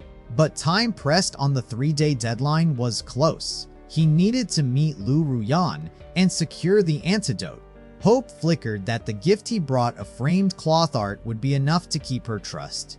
Meanwhile, Eunuch Hai walked with tension in his step. If the prince's poisoning plan succeeded, his own scheme would falter. He could not afford both the prince and Wen Tianli discovering his agenda. Finding the Wen family's cultivation technique became urgent. Approaching the palace gate, he spotted Wenming charming the guards, claiming permission to purchase supplies for the barbarian envoys. To his irritation, the guards allowed passage. Wenming had used his name to gain freedom. What was he plotting? Then the realization struck. Wenming must be using this chance to find the elusive cultivation technique. Fortune, it seemed, was smiling upon him. With that, Eunuch Hai vaulted to the rooftops, tailing a cheerful Wenming beneath the sky, the hunt now fully underway. Wu Xin led the way, Tao Sisi trailing close behind, followed by the officials. She commanded the attendants to maintain their post outside, while the ministers acknowledged and complied. As they entered the palace hall, the weight of protocol and expectation pressed down on Wenming's allies, a silent tension threading the air. Wu Xin's gaze shifted to Tao Sisi, sharp and calculating, seeking insight into the younger woman's observations. She asked whether Tao Sisi had discerned anything unusual in Wenming's behavior, hinting at the subtle undercurrents that often escaped casual notice. Tao Sisi, undeterred, insisted that Wenming's actions concealed a deeper secret, her intuition sharpened by long vigilance. With a careful conspiratorial expression, she recounted multiple moments of his mysterious conduct, confident that given more time, his vulnerabilities would surface. Wu Xin absorbed this without surprise. Wu Xin mused on Tao Sisi's persistence, noting how even repeated setbacks failed to dampen her determination. Tao Sisi explained that her efforts were meant to ease Wu Xin's burdens, a silent gesture of loyalty. Observing Tao Sisi sip her tea, Wu Xin's curiosity shifted, probing the young woman's heart with unexpected candor. She asked if Tao Sisi had begun to harbor feelings for Wenming, a question that cut through the ritualized calm of the hall. Startled, Tao Sisi almost choked on her tea, the sudden accusation igniting a storm of indignation and denial. She vocally rejected the notion, emphasizing her disdain for Wenming's scheming nature and his unsuitability, both socially and personally. She elaborated, highlighting her contempt for his eunuch status and asserting that he could never earn her respect or admiration. Wu Xin's expression darkened, signaling that words were unnecessary. She understood without further explanation, leaving Tao Sisi momentarily stunned. Yet Wu Xin's tone softened, acknowledging Wenming's intelligence and charm, conceding that even if Tao Sisi felt affection, it would be understandable. Tao Sisi's irritation surfaced. She felt unheard, as though her protests dissolved against Wu Xin's calm assessment. Wu Xin's purpose was clarified. She hadn't summoned her for jealousy or trivial matters, but for strategy. Shifting her demeanor, Wu Xin directed their attention to the northern barbarian envoys, reminding Tao Sisi of the urgency of vigilance. She noted the precarious situation. Though the northern marquis had rebelled, the barbarians had yet to exploit the opportunity, sending envoys instead, an anomaly demanding scrutiny. Tao Sisi, sensing the pattern, presented her own deductions with a mixture of pride and apprehension. She spread a document on the table, revealing a detailed map that illustrated the strategic disposition of the realm, catching Wu Xin by surprise. Pointing to the Cloud-Split Pass, long a bulwark against northern threats, Tao Sisi explained how its sudden fall in the rebellion had yet to prompt action from either side. It became evident that the northern marquis's abrupt uprising had left his son, Wenming, vulnerable. Any rash rescue would provoke imperial retribution. The northern marquis, shrewd and calculating, had engineered a delicate balance, a stalemate that allowed both him and the barbarians to maneuver cautiously. Wu Xin absorbed the logic but sensed lingering gaps. The presence of Wenming in the capital complicated the northern marquis's options, creating an uneasy equilibrium that might endure indefinitely. Tao Sisi's insight crystallized the strategy behind the envoy's visit, an orchestrated move designed to exploit the stalemate, revealing the deeper chessboard upon which all were unwittingly placed. A single truth emerged. These envoys had not come in the name of diplomacy, but to extract Wenming from the heart of empire under the guise of ceremony. Wu Xin's shock rippled beneath her composed exterior, the weight of revelation pressing her into uneasy silence. She summoned Zhu Ye in a quiet tone, and the young aide materialized from the shadows, ever vigilant, awaiting her command. Wu Xin pressed her for news. Had the envoys breached the city yet, and how close were they now to their target? Ji Yue bowed low, reporting that the envoys had veered off course, abandoning protocol and heading toward Qianhua Pavilion instead. Wu Xin and Tao Sisi froze in startled recognition. The infamous pavilion, a home of pleasure and secrets, now a stage for unfolding intrigue. Tao Sisi felt the final pieces fall into place, and clarity struck her like lightning on a clear day. She urged urgency. It was now clear that the answers they sought waited in the shadows of Qianhua Pavilion. Meanwhile, Wenming found himself surrounded by painted smiles and silk-clad courtesans, their seductive calls tugging at his distracted mind. He stuttered excuses, intent on slipping away, but their laughter pressed in, offering drink and distraction with phantom sincerity. A blush rose to his cheeks, and his resolve staggered. Every visit here felt like a test of will, yet the antidote was all that mattered now. Suddenly, the air split with shouting, an authoritative voice demanding the presence of the manager, wrenching Wenming from his daze. 3 muscular figures crashed into the room, their northern garb unmistakable, forcing their way forward with crude arrogance. The envoy leader, Bater, surveyed the pleasure house with eager curiosity, like a general sizing up a conquered prize. The madam appeared at once, offering courtesy and compliance, while the envoy in white demanded the finest beauties for their indulgence. She ushered them inside, feigning grace, her smile a mask concealing suspicion. Once out of earshot, she whispered a warning to her enforcers. Keep the tigers ready and alert the authorities before night's mischief grew too deep. The envoy deputy, Aobu, grumbled about their true purpose, his complaint laced with resentment, duty overshadowing desire. His attention then shifted to a girl beside Wenming, a glimmer of delight flashing across his features. He seized her wrist with crude entitlement, ignoring her protests under the weight of his rank and tyranny. Wenming watched discreetly, uneasy the men's attire too precisely matched the wild north to be coincidence. The envoy in white noticed his stare and lashed out, threatening cruelty with a sharp edge of violence. Wenming swallowed his pride and retreated. The envoy scoffed at his meekness, his contempt a blade aimed at the heart of Wu Men. Wenming's mind raced. What he'd first taken for envoys now seemed like imposters, clumsy and loud. No Imperial mission would reveal itself so carelessly. A sudden dizziness overtook him. The poison was awakening. Time was slipping and he needed to escape, now. Believing he had finally located Liu Ruyan, Wenming dashed forward, while Eunuch Hai, tracking him in secret, grinned with satisfaction. So this was the hiding place of the elusive secret manual. Panic clawed at Wenming's mind, each step a desperate plea for rescue. The poison's grip pressed closer, and he felt himself nearing the brink. He burst into a corridor and glimpsed Liu Ruyan standing patiently before a closed door, a beacon of both hope and imminent tension. In his haste, he collided squarely with her chest, the force jolting both of them into an awkward, chaotic entanglement. She stumbled and landed on the floor, momentarily stunned by the sudden intrusion.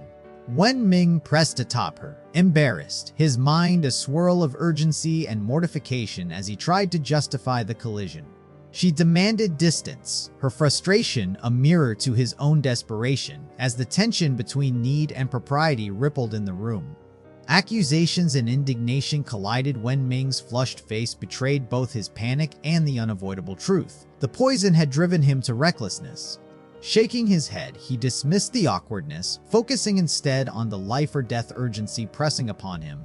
He presented the map of the 4 palace chambers, begging for the antidote with every fiber of his being. Liu Ruyan, astonished at his speed, complied. She cautioned him carefully before handing over a small brown pill, the bridge between peril and salvation resting in his hands. As he reached, relief flickered in his chest. Freedom seemed within grasp, an oasis in the chaos of pursuit. Suddenly, the door was kicked open with force, flinging the pill across the floor, shattering the momentary safety he had found. Desperation gripped him again. The antidote had slipped from reach, and with it, the fragile hope of survival. Batar had appeared, his presence commanding and intrusive, a living embodiment of impending threat. Wenming shrank back, heart hammering of all moments. Why now? Batar's gaze roamed with unrestrained desire, mistaking the palace's delicate human drama for conquest. Liu Ruyan plastered a calm facade over her rising anger, welcoming the intruders with forced politeness, shielding Wenming from immediate peril. The madam appeared briefly, emphasizing hospitality with a wink of greed, unaware of the chaos she was stoking. Liu Ruyan's irritation flared. Her timing had been ruined, the map and antidote threatened by interference, and every moment counted against them. She kicked both map and pill out of immediate reach, hiding them behind her, a swift maneuver born of cunning and necessity. Wenming's panic deepened, realizing the antidote had vanished from his grasp once more, leaving survival dangling by a thread. She moved with calculated charm, ushering the northern men into the room, diverting attention from the hidden secrets she protected. A sudden thump drew their curiosity, a spike of tension threading the room as even seasoned intruders hesitated. The white-robed envoy questioned, and Lu Ruyan forced a smile, disguising both fear and strategy behind the mask of calm diplomacy. Wenming curled beneath the bed, heart pounding, finding a fleeting comfort in his nimbleness. Hidden here, the world's gaze could not reach him. Lu Ruyan's glare cut through the tension, a silent reminder that defiance carried its price, her warning unspoken yet unmistakably lethal. Frustration simmered in Wenming's chest. If not for her interference, the antidote would remain within reach. Every action seemed to conspire against him. Lu Ruyan clenched her teeth, torn between exasperation and necessity. His presence brought chaos, yet he was the only insider she could rely on. With calculated charm, she offered distractions to the intruding men, her elegance masking the storm of strategy and danger swirling around her. Outside, Eunuch Hai pressed close to the ground, his body a shadow against the courtyard stones, every sense alert to the unfolding chaos within. He cautiously peered into the room, a predator measuring the terrain before striking, his mind racing with anticipation. The discovery confirmed his suspicions. The Wen family's cultivation techniques and their precious elixirs were concealed within these walls, tantalizingly close. Inside, Wenming strained toward the antidote, each heartbeat a measure of desperation as his body trembled under the poison's grip. Sweat beaded his brow, every second stretched painfully, the cure tantalizingly near, almost within his grasp. Aobu's sudden shout shattered the fragile calm, cursing Lu Ruyan and igniting a surge of fear and shock within both her and Wenming. Panic flared as the intruder's presence became undeniable. The careful balance of concealment collapsed in an instant. Aobu's fury and accusation reverberated through the room, and though Lu Ruyan maintained composure outwardly, inwardly she seethed at their discovery of Wenming. The envoy's audacity dared to challenge her authority, mocking the very customs of the Qionghua Pavilion, shaking the room with menace. Surprise flickered across Lu Ruyan's features, a brief lapse as she recalibrated her strategy in the face of sudden confrontation. The white-robed envoy's temper erupted. Accusations and threats spilled forth as the room's tension coiled tighter.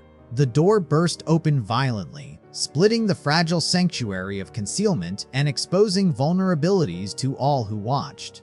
Batar was knocked off balance, the chaos rippling outward, a stark testament to the volatility of the moment. Eunuch Hai emerged, masked and burning with purpose, a storm incarnate ready to seize what had been nearly lost. Nothing, not even the presence of indulgent intruders, could derail the grand design he had labored toward. Limbs, plans, and destiny converged in his grasp. Batar and Aobu sneered, dismissive, underestimating the seemingly frail figure, blind to the hidden might and lethal intent beneath. In a blur of motion, Eunuch Hai lunged forward, the weight of purpose driving every calculated step. Fingers closed on the antidote map, treasures snatched from the brink of chaos, his triumph near at hand. A brief surge of triumph lit his chest. At last, the coveted objects were his, the culmination of patience and skill. Yet elation shattered instantly as bait descended with blinding speed, seizing the very prize from Eunuch Hai's hands, proving that even the mightiest claimants were not unchallenged. Eunuch Hai's fury surged, veins standing out on his forehead, his gaze sharp and unrelenting, a storm of wrath coiling within him. The room erupted into chaos as they collided with Batar, a relentless flurry of strikes and counterstrikes, each blow shaking the air with unbridled force. From beneath the bed, Wenming watched silently, confusion and disbelief churning within him, alliances and motives tangled, and yet the antidote remained the unwilling prize. Eunuch Hai unleashed his signature technique, the muscle-snatching, soul-reaping palm, a move that carried the weight of countless battles and hidden pain. Batar shrieked as the blow struck, the antidote and map slipping from his grasp like fleeting shadows, lost in the tumult of combat. Hai snatched them again, only for them to slip once more, the objects dancing between hands as fate seemed to toy with him. Al-Bu launched a brutal assault, fists striking with the authority of an overlord, forcing Hai to defend with every ounce of skill and focus. Eunuch Hai parried, using Al-Bu's momentum against him, twisting and redirecting with precise calculation, his mind sharp despite the chaos. His grip seized Al-Bu's arm, a sudden strike that bent the flow of the fight in his favor, a momentary assertion of control. Caught off guard, Al-Bu's defenses faltered as Hai twisted with deft skill, exploiting the brief opening with lethal efficiency. Pain etched across his features, Al-Bu gritted his teeth, the impact reverberating through his limbs, the fight taking its toll. The antidote slipped again to the floor, and Wenming's pulse quickened, relief surged as he reached toward it, heart thrumming with desperate hope.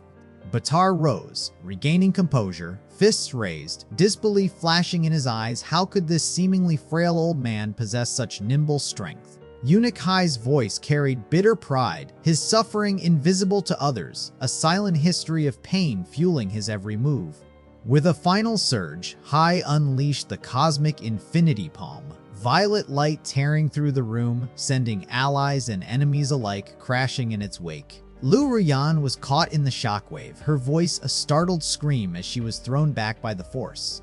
She collided with a table, blood trickling from her lips, pain mixing with disbelief at the chaos around her.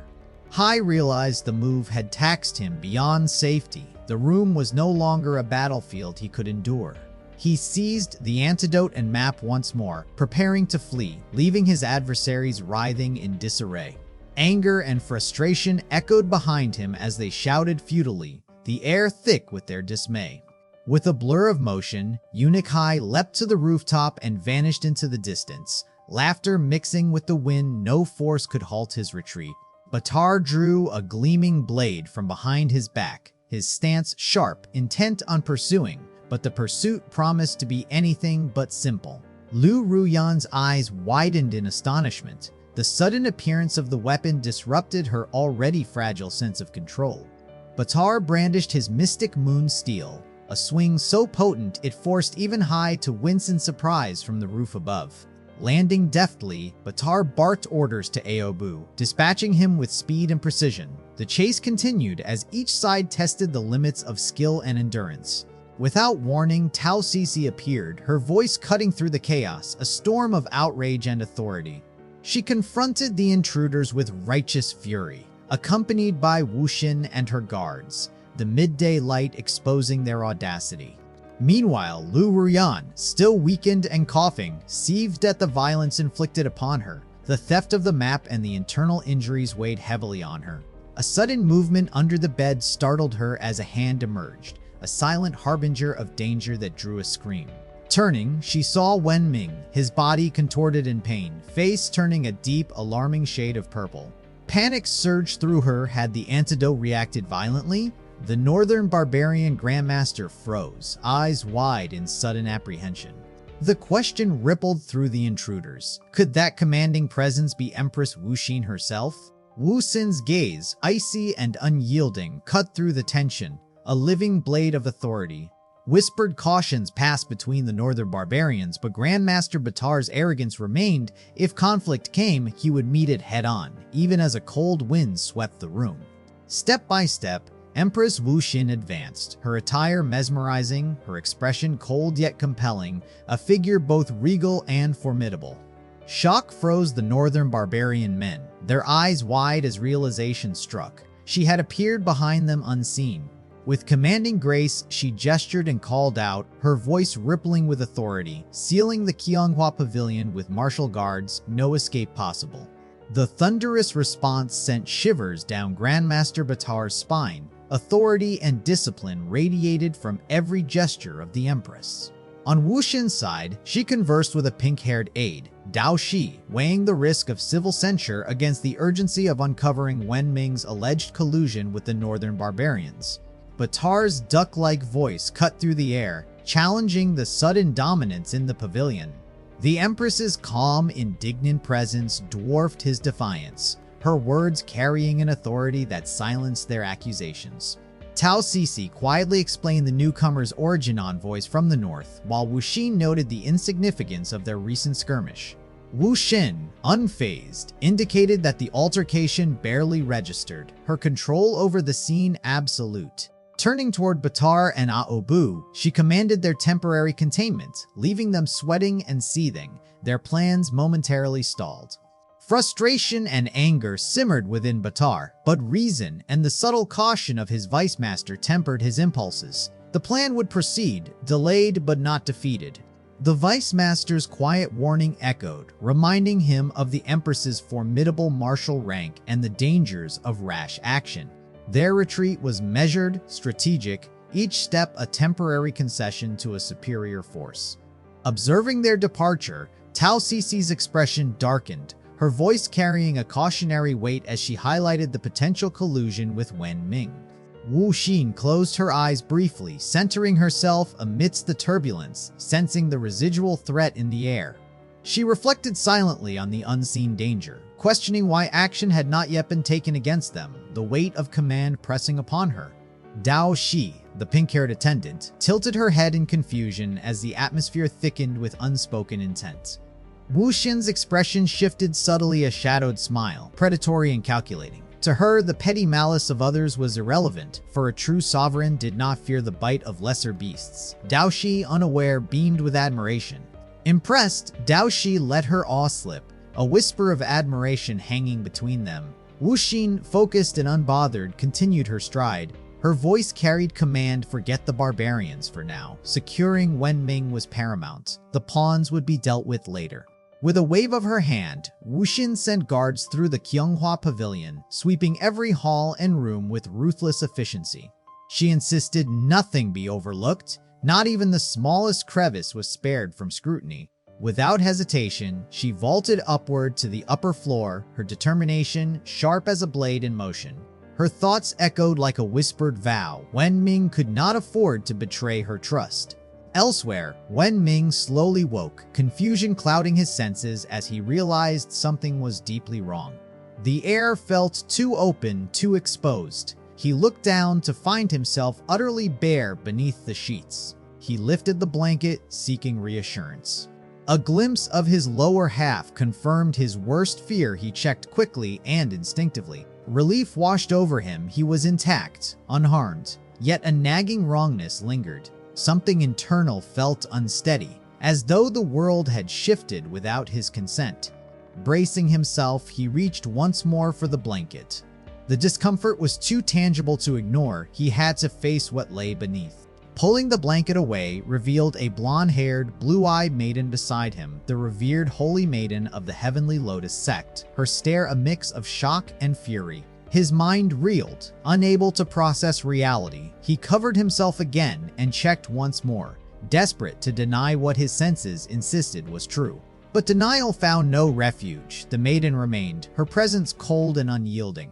Her voice trembled with betrayed fury, lamenting his shamelessness. How could he act so indifferent after violating what she held sacred?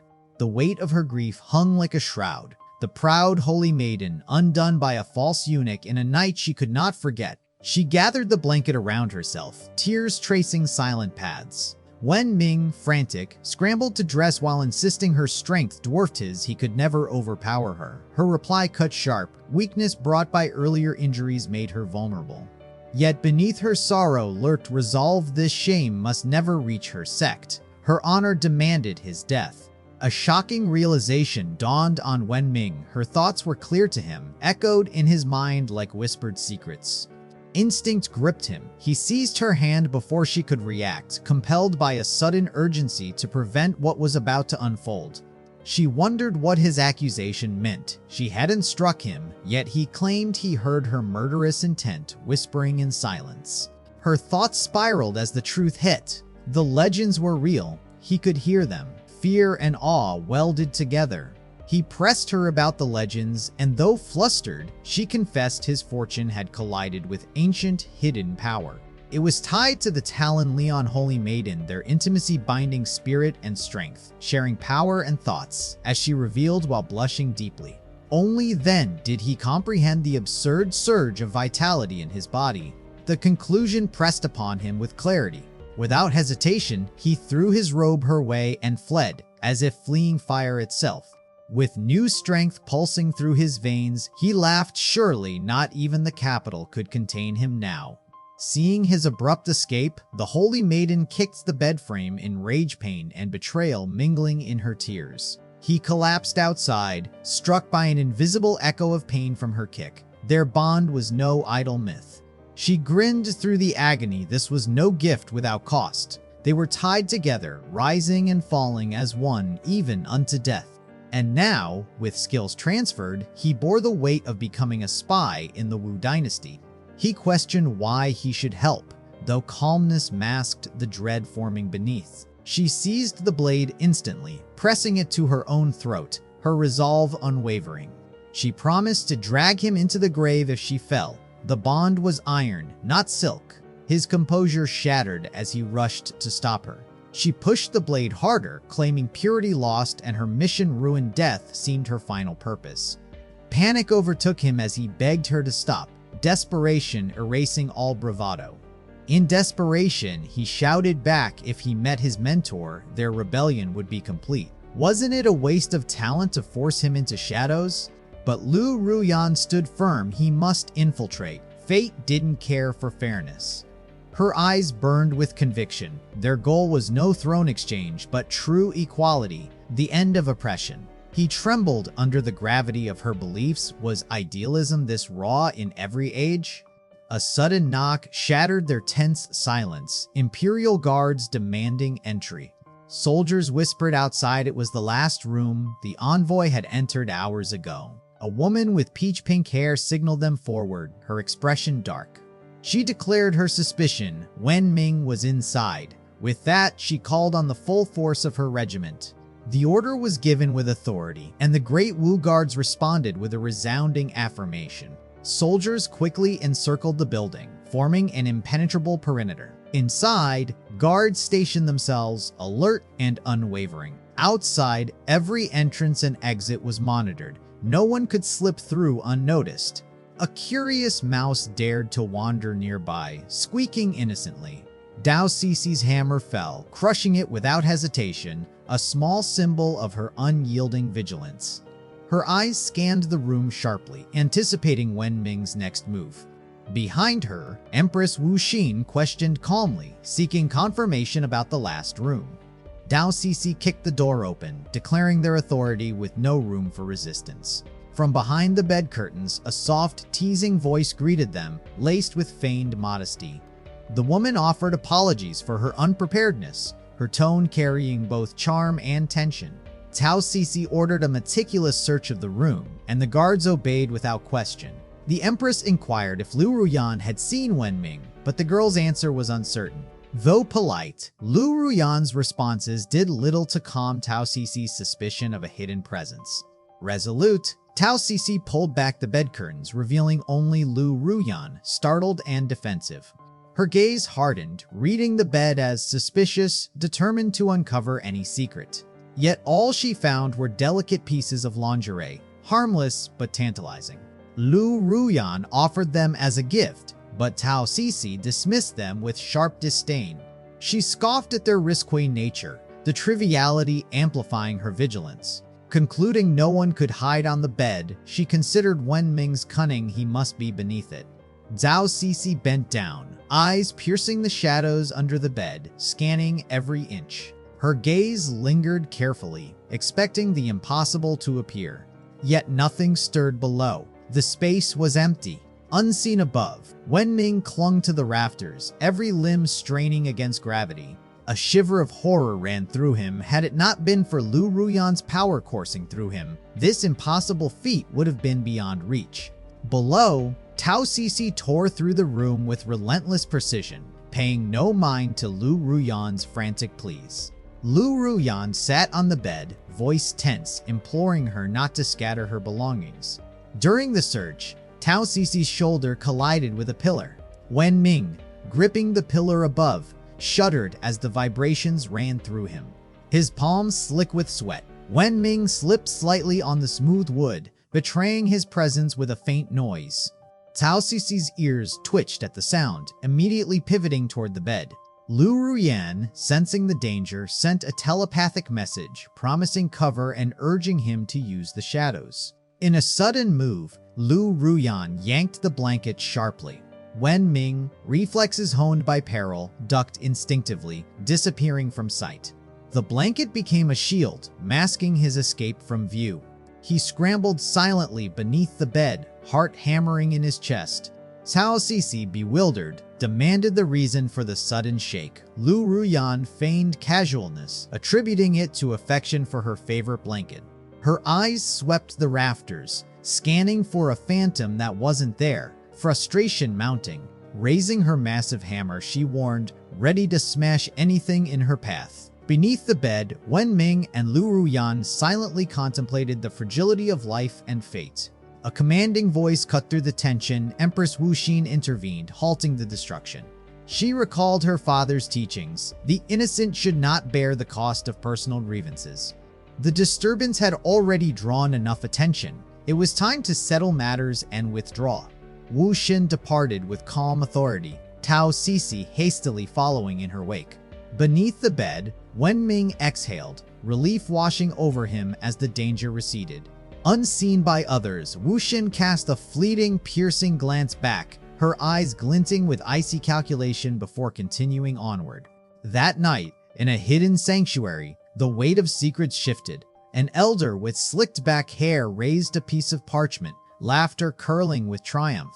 At last, the long-sought Wen family cultivation manual was in his hands. Eunuch Hai stared, a mix of awe and disbelief freezing him in place. Eunuch Hai stood frozen, staring at the document in disbelief. It wasn't a cultivation scroll, but a map of the palace defenses. A surge of rage coursed through him as realization struck he had been deceived. The Wen family secret he sought was nothing but misdirection. A subordinate rushed forward, addressing him in concern, but the old eunuch barely heard him. His gaze was suddenly drawn to a corner of the parchment. Something else was there. A rough sketch, a human form etched with meridians. The subordinate called out with hope it could be useful. Eunuch Hai snatched the paper and leaned closer, eyes widening. Without warning, he sprang up, manic laughter echoing off the stone walls. The diagram wasn't a person, it was a palace. The secret lay not in words, but in architecture, flowing like meridians. The eastern palace gate aligned with the Donjiang Point. The western progress tower marked the Qihai. He raved that the palace itself could be broken, merged with the Wen family's pills to unleash ultimate power. His trembling hand slipped into his robe, retrieving a small vial. He swallowed the pill whole, eyes brimming with feverish desire. His body convulsed, limbs flailing in a grotesque dance of ecstasy and agony. He praised the sensation, feeling yin and yang collapsing and reordering within him, an imitation of cosmic balance. Blood trickled from his watering eyes and nostrils, but he waved off the alarmed subordinate. This, he insisted, was merely purification. It was only the body shedding weakness, replacing it with new potential. To prove his point, he punched the ground. The floor split under his fist.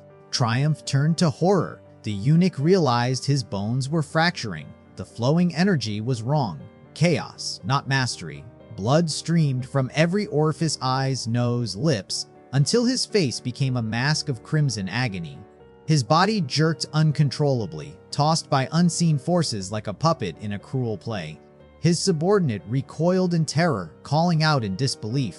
Yet the eunuch, lying broken and blood-soaked, cackled through the pain, convinced of his own success. He boasted that within 3 days he would regenerate fully and unleash vengeance on the dynasty, especially those who had ridiculed him. He swore that the upcoming palace banquet, under the guise of negotiation, would mark the beginning of the end for the Imperial line and all of Wu.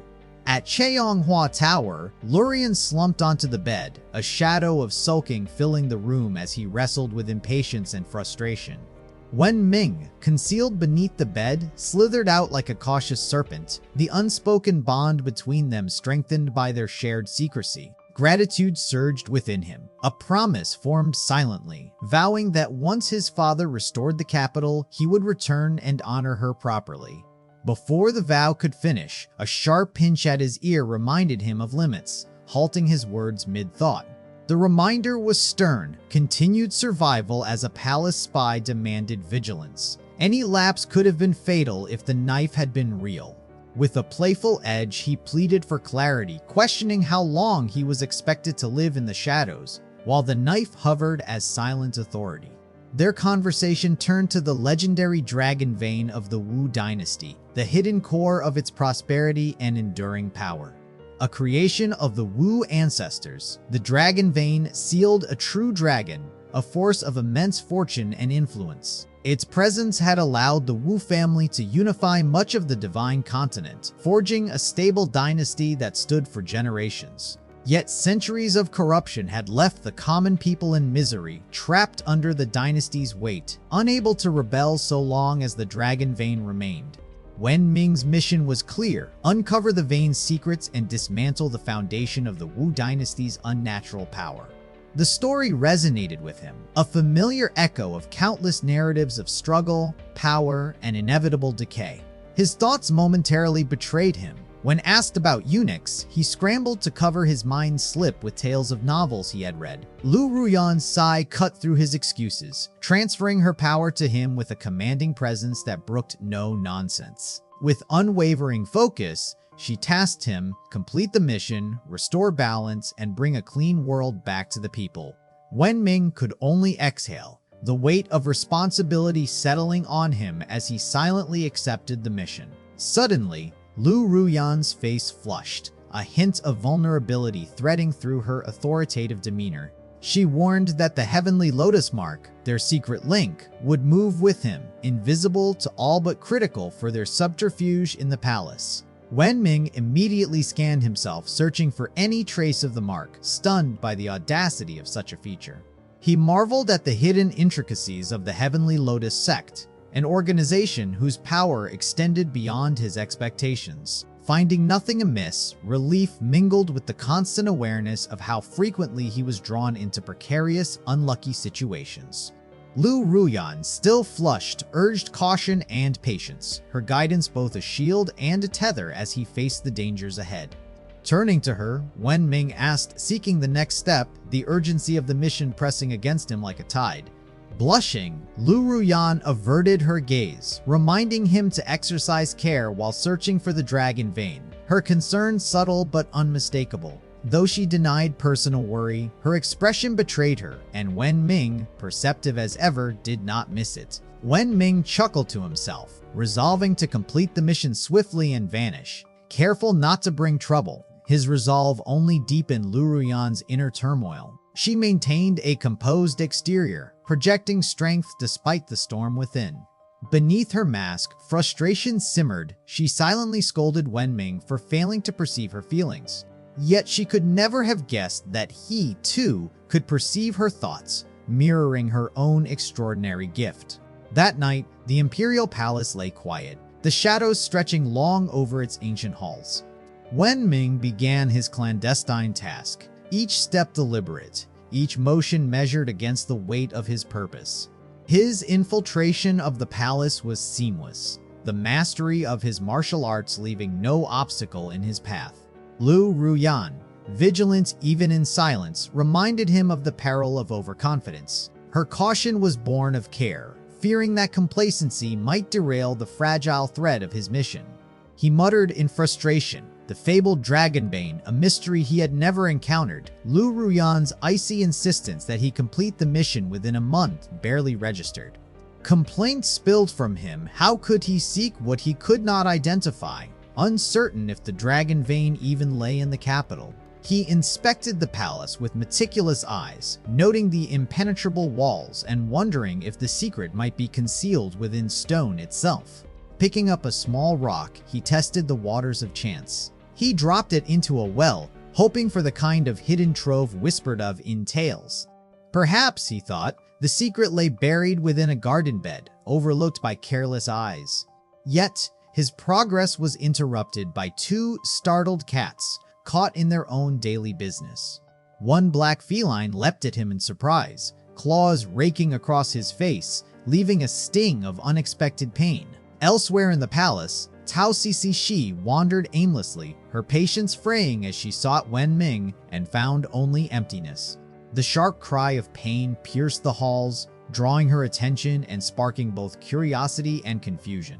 Seeing him in this place, furtive and yet oddly at ease, unsettled her. Compelled by equal parts intrigue and suspicion, she resolved to shadow his movements, intent on uncovering his intent. She trailed him discreetly all the way to his destination, the office of Eunuch Affair, maintaining a careful distance.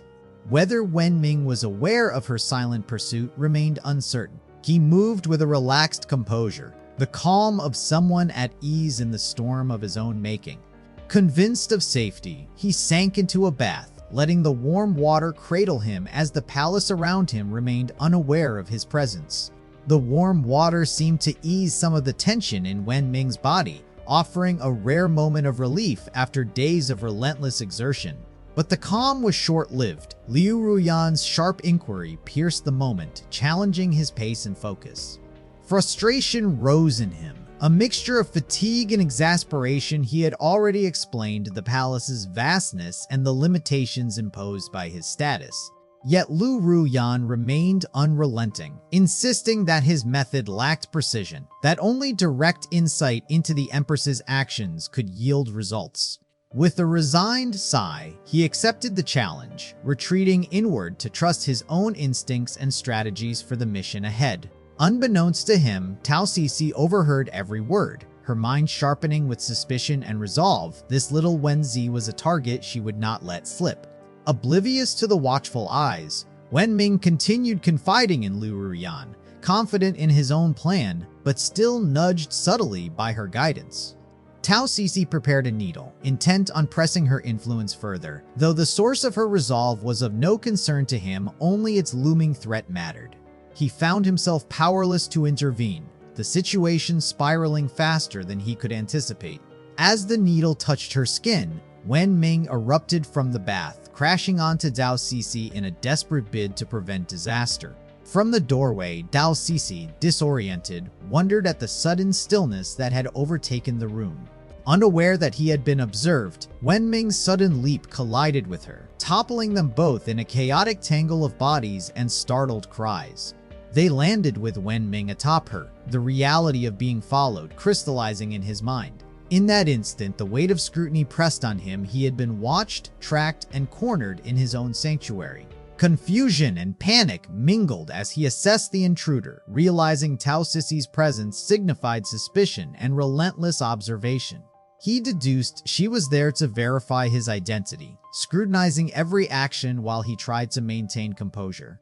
Instinctively, he attempted subtle maneuvers to mask his movements, striving to appear ordinary in a situation anything but ordinary. Tao Sisi slowly stirred, dazed and holding her head, her curiosity sharpening despite the abrupt tumble.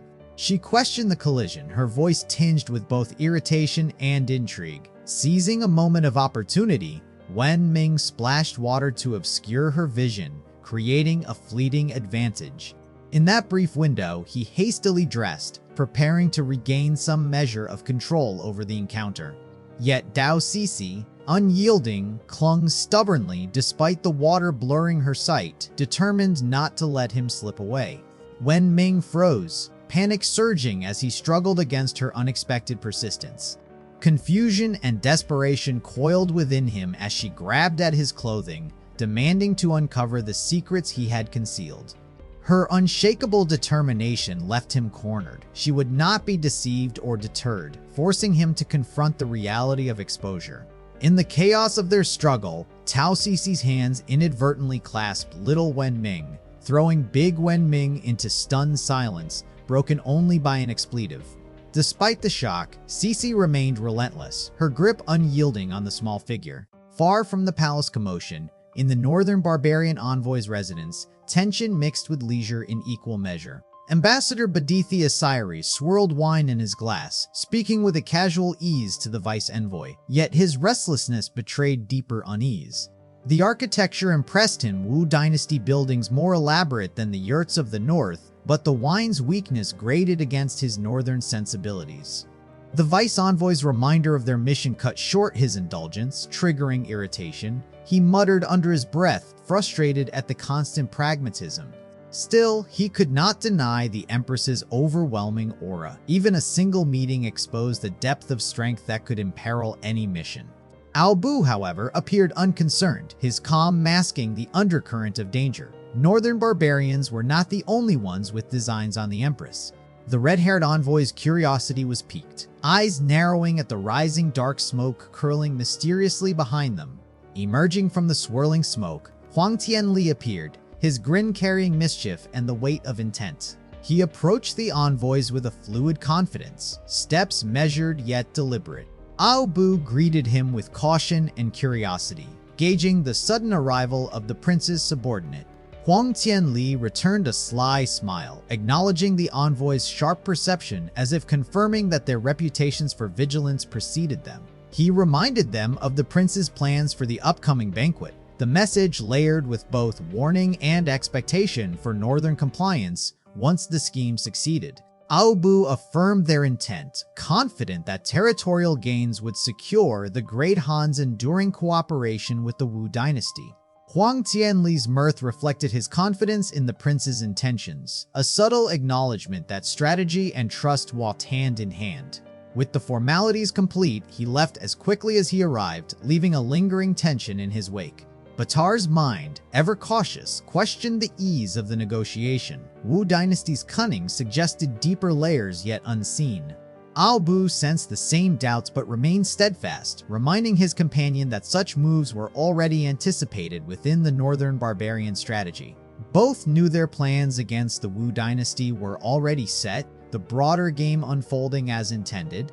The quiet of the envoy residence contrasted sharply with the palace turmoil, where Wenming and Tao Sisi continued their relentless verbal sparring. Wenming, acutely aware of the danger in revealing too much, dodged every probing question with practiced evasion. Each diversion was a calculated effort to buy time, a delicate dance to avoid exposure under Sisi's relentless scrutiny. Shifting focus to triviality, he feigned concern over bathing difficulties, though even this small distraction failed to shake her determination. Yet even this feigned story did nothing to shake Tao Sisi's focus. Wenming pressed on, weaving his evasions with nervous precision. Tao Sisi responded with feigned admiration, praising his cleverness despite the absurdity of his tale, and the fleeting approval lifted some weight from Wenming's chest. His respite was short-lived. She closed in again, demanding to borrow the back-scrubbing stick, her presence pressing like the inevitability of exposure. A cold sweat broke out over Wenming as he considered the impossibility of conjuring a duplicate, the urgency of his mission colliding with his desperate improvisation. Tao Sisi's frown deepened, sensing his evasion, and the unspoken tension of what he hid began to crystallize in her mind. The mission he had mentioned earlier now hung over them, a hidden truth tethered to the object she demanded. He realized that the secret she sought must be linked to that very stick, and the thought made his pulse quicken. Her insistence pressed him further, her gaze sharp with the anticipation of discovery as the night deepened and patience thinned. Wenming's face betrayed a flicker of guilt, the threat of revelation looming, an existential weight pressing against the flimsy veil of his ruse. With no choice, he repeated the same trick, channeling a blade-shaped energy from his fingers, a dangerous mimicry of bloodshed. As Sisi's attention flicked toward his fingers, he drove the energy blade into his own arm, forcing a crimson flow onto her face, the act a grotesque choreography of desperation and survival. Overwhelmed, she recoiled and closed her eyes, the sight and sensation of blood sending her into panic. Inevitably, the room plunged into chaos as Sisi's vision blacked out, her body succumbing to shock, leaving Wenming to navigate the aftermath. The ruse cost him heavily. He felt the strain of blood loss, each drop a reminder of the peril his improvisation demanded. Fortuitously, his internal energy compensated, yet a subtle unease lingered over the quantity of blood expended, a cautionary echo in the recesses of his mind. Meanwhile, at Qionghua House, a different tension unfolded in quieter tones, a contrast to the violent improvisation of the palace. The housekeeper introduced Lu Ruyan to Boss Shen. The ceremonial pouring of wine, an ordinary ritual, now weighted with unseen significance. Reassuring the housekeeper, she projected composure, a delicate balance of respect and self-confidence masking underlying nerves. Clinking glasses, the evening seemed calm, a fleeting pause in the storm of events surrounding her. Suddenly, sharp pain stabbed her wrist, a jolt that shattered the fragile moment of tranquility. The wine spilled onto Boss Shen's face, an accidental chaos layered over politeness, immediately complicating the simple gesture of service. The madam's fury erupted, scolding her for the mishap, and Lu Ruyan deflected blame onto Wenming, a subtle acknowledgement of the far-reaching consequences of his schemes. Yet the unintended display of vulnerability only deepened Boss Shen's fascination, the allure of fear and reaction intertwining with desire.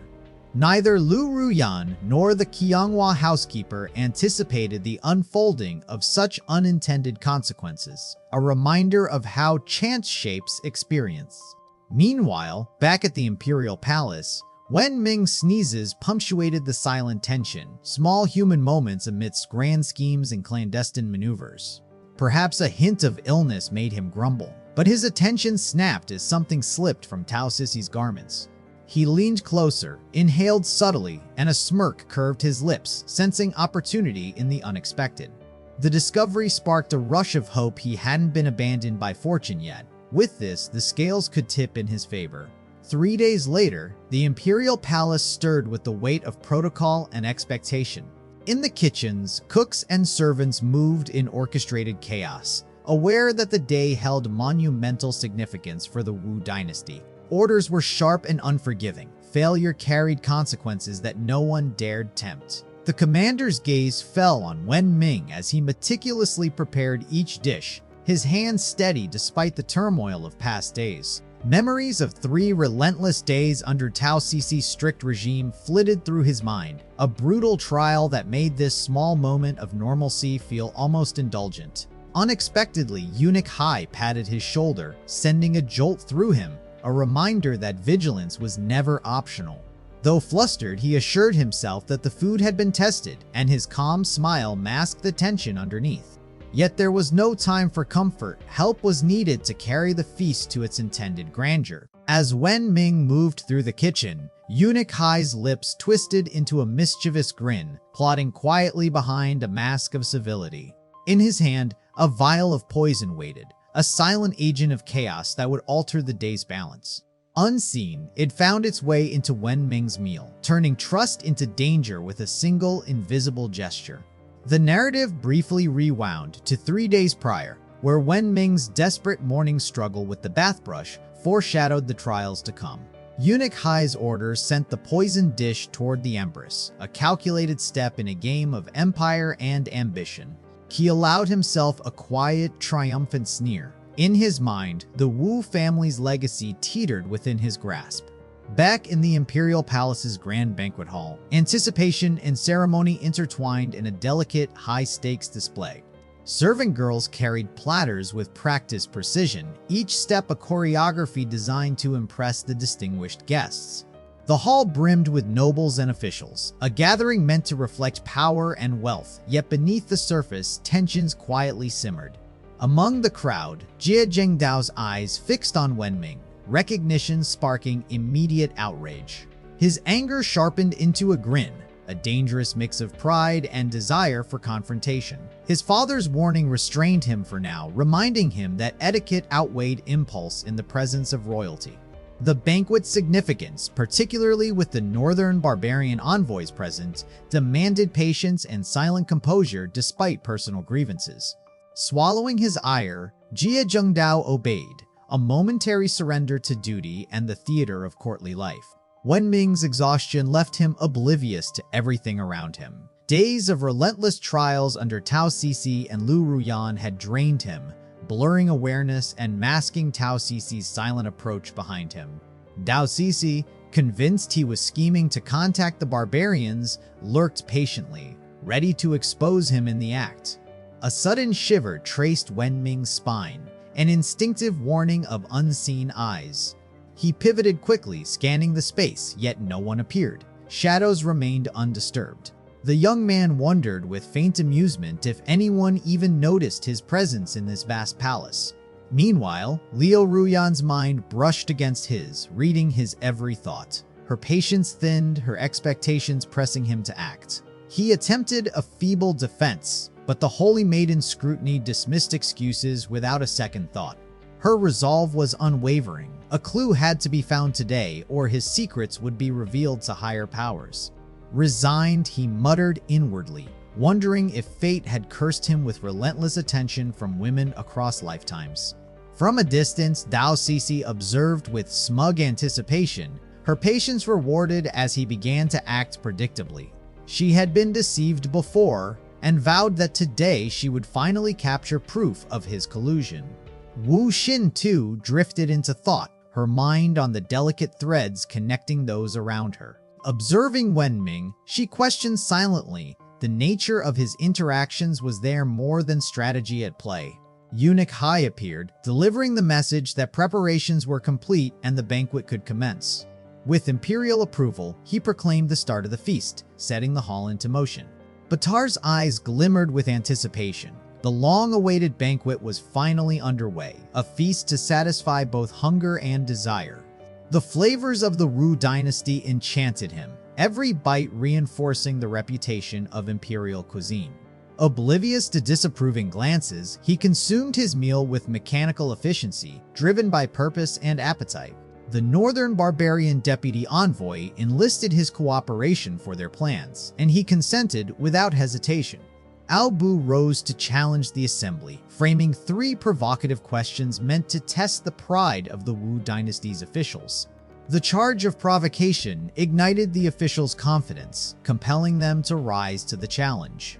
They claimed readiness, eager to display the sharpness of their intellect and uphold the dynasty's prestige. Batair deferred to Wu Xin, who consented, setting the stage for Aobu to present his riddles. With measured confidence, Wu Xin invited the challenge, declaring the Wu dynasty unafraid of contest, and the officials began their thoughtful calculations. Aobu's chuckle carried a subtle warning as he urged everyone to heed the riddles carefully, the game of wit and power unfolding before the hall. Mountains rose without stones, rivers flowed without water, roads stretched without footsteps, and cities sprawled without inhabitants, an enigma that seemed to defy reality. One official whispered to another, uncertain whether such a riddle could truly exist. An eager officer jumped in, offering a desertin as the answer, only to be met with silence. It was utterly wrong. Officials debated feverishly, tossing out countless possibilities, yet none aligned with the hidden truth. Confusion deepened as yet another suggested Aperforest and is still missing the mark entirely. Murmurs filled the hall, officers exchanging theories, but clarity remained elusive. Wenming, weary of the chaos, edged toward the exit, detached from the officials' futile guesses. Observing their hopeless struggle, he recalled the puzzle from his childhood. The answer was a map. Suddenly, Tao Sisi appeared behind him, delivering a classic anime-style realization slap, confirming the answer and sending a shiver down Wenming's spine. She tapped his shoulder lightly, impressed with his intellect, acknowledging his cleverness. Aobu's mockery of the Wu official's inflated reputation reached her ears, igniting her resolve. She called attention to herself, commanding the hall's focus with quiet authority. With a pointed hand, she revealed the answer, a map. The officials were stunned not only by her sudden appearance, but by the accuracy of her response. The Empress grew slightly tense, seeking to confirm Sisi's identity. The envoy clicked his tongue in restrained frustration, struggling to deny the undeniable truth. Acknowledging reality, he conceded that the girl spoke correctly. The answer was indeed a map. Sisi lifted her chin proudly, crediting Wenming silently. He felt a twinge of injustice but also gratitude. Beyond credit, she had drawn every eye in the room, precisely the distraction Wenming needed to begin his search for the dragon vein. Annoyed, Aobu's frustration deepened at Sisi's smug display. He warned her not to celebrate prematurely. The Great Khan still held 2 more riddles in reserve. Unshaken, Tao Sisi challenged the envoys with confidence, poised to demonstrate unparalleled insight. The Northern Barbarian Deputy Envoy, LBU, laughed at her bravado, eager to test her further. Beside him, Bater reached into his inner pocket, retrieving a secret paper with practiced precision. He unfolded it, revealing its contents to Tao Sisi, the tension in the hall mounting with the silent promise of the next challenge. Tao Sisi's eyes widened as she examined the paper, a bead of sweat forming on her brow, her earlier confidence wavering in the face of the unfamiliar symbols. Confusion and frustration overtook her composure. These symbols defied even the most exotic scripts of the Tianzhu kingdom. Officials in the hall noticed her sudden agitation and clustered around, their curiosity piqued by the enigmatic question from the northern barbarians. The crowd pressed forward, shoving Tao Sisi aside. One officer compared the script to a ghost talisman, another to the odd symbols in Western merchants' books, while none could truly decipher it. Jia Rengyi studied the strange script, noting its peculiar structure, confident that given time he could unravel its meaning. Aobu laughed, ridiculing the Wu officials' pride, delighting in their inability to interpret the mysterious writing. Tao Sisi emerged from the crowd, asserting that her genius could solve the puzzle despite the chaos surrounding her. Aobu, outwardly polite, inwardly dismissed her claim. How could a mere mortal hope to interpret a question from the outer realms? Wenming, preparing to slip out of the hall unnoticed, paused at the difficulty of the officials and muttered in recognition of the script's foreign origin. A question of incredulity crossed his mind. Could the barbarians truly know English? Liu Ruyan's spirit whispered within his mind. Startling him, he struggled to respond to the unexpected intrusion. Liu Ruyan's eyes sparkled with curiosity at his hidden talents, while Wenming downplayed it, claiming it was mere nonsense.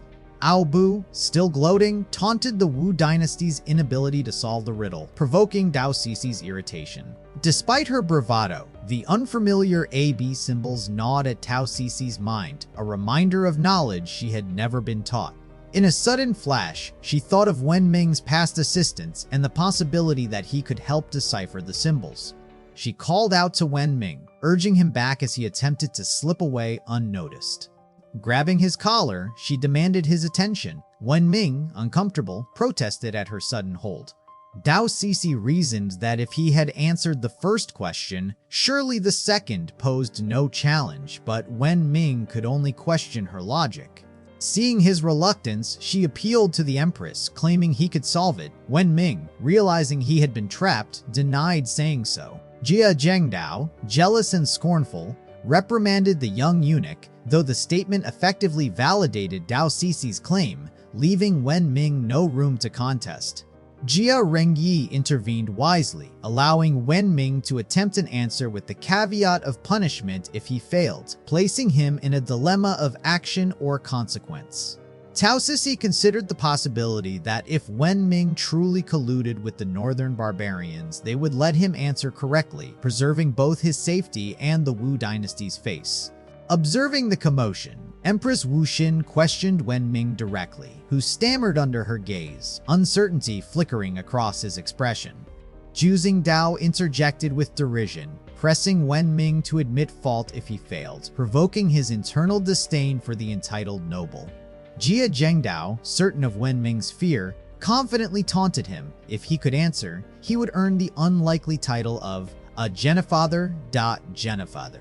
Jia Renyi warned his son against rashness, but Jia Zhengdao's confidence burned bright, determined to ruin Wenming's reputation completely. Wenming lifted the riddle paper, projecting calm authority, and identified the script as a common Western writing system. He revealed it to be English, a simple declaration that rippled through the hall.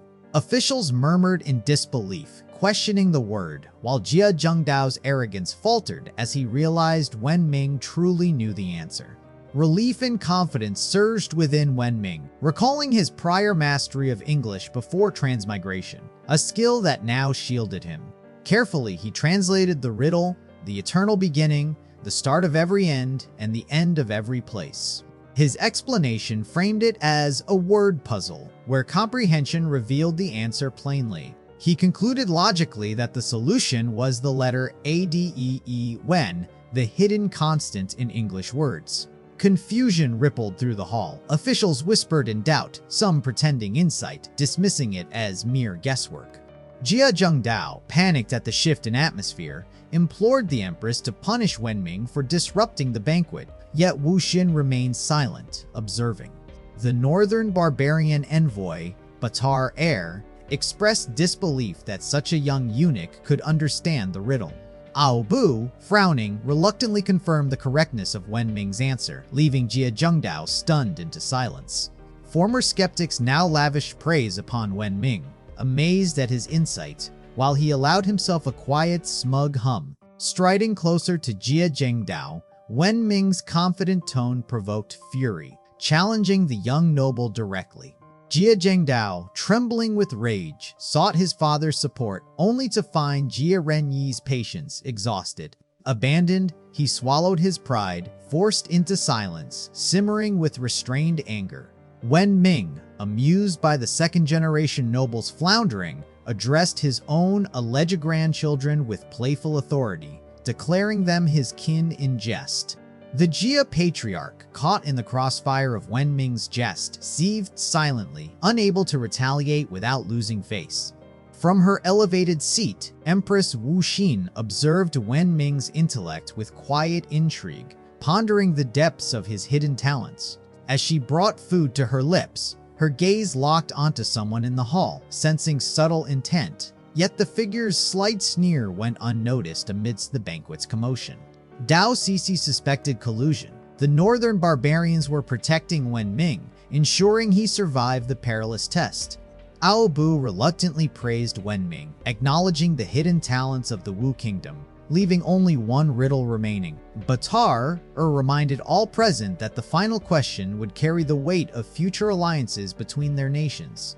With a cunning smile, the tension in the hall deepened, each observer sensing the delicate balance between intellect, strategy, and destiny. The final question demanded personal presentation before Her Majesty, raising the stakes and tension in the hall. Batar knelt with exaggerated reverence, hands extended, pleading to deliver the question himself, oblivious to the growing fury around him. The officials' anger boiled over, faces contorted with outrage at such audacity, their disapproval palpable like a storm about to break. Surrounded by enraged courtiers, some brandishing swords, Batar's advance was blocked at every turn, shouts of indignation echoing, every inch resisted fiercely. Amidst the chaos, Tao Sisi appeared suddenly, pointing at Wenming, asserting he could handle the challenge, dragging him unwillingly into the maelstrom of attention. Flustered and confused, Wenming stammered, trying to diffuse the tension, while Tao Sisi glared, sarcastically framing his involvement as an honor. Wu Xin intervened calmly, raising her hand to quell the uproar, decreeing that Wenming should present the question without further conflict. Sensing something amiss, Wenming frowned, suspicious of how such a minor matter had escalated so dramatically. He pondered the absurdity of the reaction, eyes lingering on Batar's imposing figure, trying to assess the true danger. A voice thundered, questioning the lethal intent. Wenming sensed, startling him into a jump as he struggled to comprehend this uncanny perception. Lu Ruyan, seated casually, explained that familiarity with the martial world allowed instant recognition of murderous intent. Her gaze sharp with suspicion and resolve, she confirmed the northern barbarian's intent, leaving Wenming unsettled by the reality of hidden threats. Wenming's mind raced, sweat dripping as he recalled Batar's sly expression, realizing the danger looming over the Empress. Concerned for Wu Xin's safety, he glanced at her serene composure, while Lu Ruyan reassured him that any assassins would not survive her power. Yet Lu Ruyan's demeanor shifted unexpectedly, blushing and flustered, cautioning Wenming about his own safety while concealing deeper feelings. Wenming, puzzled by her sudden shyness, questioned her motives, prompting a defensive, embarrassed denial as she feigned concern for the dragon vein instead. Turning back to the front, Wu Xin faced Batar calmly, signaling him to reveal the mysterious question without anger or haste. Batar's cunning expression deepened as he obediently presented the box, concealing his satisfaction beneath a mask of restraint. He opened the box to reveal a short knife, the instrument of imminent danger, its gleam sharp and foreboding. Clutching the knife, Batar lunged forward, eyes blazing, teeth gritted, intent on fulfilling his deadly mission for the Great Khan. Observing from behind, Wenming's heart pounded as he realized the Empress faced an assassination attempt. Fear twisting his face, Lu Ruyan, unsurprised, calmly remarked that she had foreseen it. Tao Sisi, witnessing the attack from outside, turned pale with horror, shouting frantically to protect the Empress, while a panicked onlooker added empty, fearful cries. Ao Bu, spotting the interference, seized smoke bombs, a wicked grin matching his leader's cunning, intent on safeguarding his allies' plan. True to his word, he threw the bombs, catching Tao Sisi and the panicked man off guard, forcing them to shield their faces instinctively. Wenming, too, was struck by the smoke, coughing violently, grimacing in discomfort, yet silently admiring the meticulous preparation of these barbarian strategists. Wu Xin faced death with the poise of someone familiar with mortality, her gaze steady as if mocking fate itself, her resilience defying the blade that threatened her.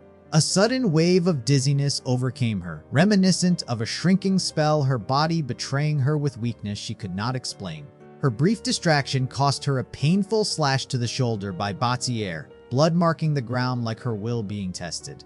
But survival's instinct drove her to leap away, agile as a fleeing creature, distancing herself from danger by what felt like hundreds of meters. Sweat poured as her head spun. Fatigue and poison waged war within her, and she barely held on to control of her trembling body. From the smoke, Eunuch Hai emerged like a specter, standing behind the unsuspecting Batir, whose disbelief only fueled his rage. Unfazed by the mockery, Eunuch Hai's eerie smile hid years of calculation, acknowledging that even someone like Wu Xin required time to fall. Realization dawned on her. She traced the poison back to the earlier feast. Her wound throbbed under the weight of betrayal and venom.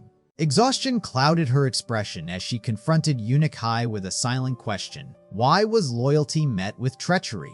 Her words delighted him. He reveled in her confusion, whispering of royal burdens while chaos danced through the smoke-filled chamber. An interruption set him off. Decades of bitterness burst forth as he struck down a bystander, his face twisted by resentment and grief. Batir grew irritated and demanded action, but Hai's pride bristled at such commands, especially from a foreign brute. Together, blade and fist launched toward Wu Xin, who felt only disappointment and weary acceptance as the assault resumed. She responded with nothing but contempt, the words "a traitor sane" echoing in her mind as the onslaught continued. Eunuch Hai taunted her further. Every exertion only accelerated the poison inside, turning her strength into her downfall. Batir's blade grazed dangerously close. Her narrow focus was split between dodging, bleeding, and breathing, each moment a struggle. Yet she fought back. Her body lunged, twisted, and retaliated, sending both men stumbling backward.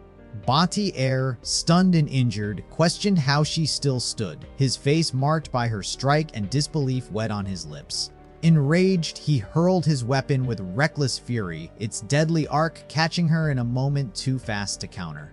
Outside, Wenming watched in dread, too afraid of the poison to intervene, torn between action and despair. Then, a blur. A presence moved faster than comprehension, slicing through air and silence alike. A single hand caught the blade mid-flight, its mastery unquestionable. A man emerged, radiating smug confidence, declaring the poison meaningless to him as Wu Xin watched in stunned silence. He positioned himself as her protector, an unwavering shield against the chaos, exuding self-righteous bravado. Before his speech could finish, Batir struck him across the face, sending him flying far from sight. His screams faded as he disappeared. Batir's face contorted in loathing, mocking the weakness of the martial elite. He reclaimed his blade from the earth, ready to turn her into nothing more than scattered remnants of what she once was. Wu Xin teetered on the edge of collapse, bloodied and drained, yet she remained the anchor amidst chaos, trying to staunch wounds while bracing for the next strike. Behind Batare, Tao Sisi's presence erupted into action, her voice slicing through the tension. In a blur of motion, Tao Sisi struck Batare with devastating force, her kick sending him reeling, blood splattering as fury and precision intertwined. Haigong observed the chaos with a sly grin, his calculating eyes gleaming like searchlights, quietly amused at the audacity of the girl beside Wenming. A phantom-like hand shot toward Tao Sisi's face. Instinct propelled her backward in a dance of survival. Quick reflexes allowed her to block several hidden attacks, each a reminder of the relentless pressure surrounding her. Dark, unnatural beams burst from Eunuch Hai's hand, shadows thicker than ink, forcing her jaw to drop in disbelief. A brutal strike to her gut left her teeth clenched, the sting searing, sweat and blood mingling in a testament to her struggle. She was thrown across the hall, hundreds of meters away, coughing up blood, a fragile human figure tossed in the storm of violence. Tao Sisi slammed into the doorway, the impact rattling the space and leaving Wenming reeling from the sheer intensity. Collapsed in a corner, her body battered, Tao Sisi's breaths were shallow and ragged. Eunuch Hai's cackling filled the room with malice, savoring her temporary defeat. Wu Xin, ghostly pale and drained, recognized the stakes Tao Sisi would not survive without intervention, compelling her to act despite her own weakness. Trembling, she forced herself upright, every motion an act of defiance, deciding to risk everything to shield those in peril. With clenched teeth, Wu Xin activated pressure points along her body, summoning inner strength despite the exhaustion. Dark violet energy erupted around her, wind whipping and hair flying, radiating raw power that forced even seasoned foes to shield their eyes. She positioned herself before the wounded Tao Sisi, urgency in her gaze, commanding immediate action as she forced the poison back within her own body. Tao Sisi struggled to respond, overwhelmed by both fear and effort, while Wenming stood frozen, witnessing the impossible. Taking control, Wu Xin silenced all hesitation, asserting authority where chaos reigned. The hall became hers to command. She reminded Tao Sisi to safeguard Wenming, weaving concern for allies into her strategy for survival.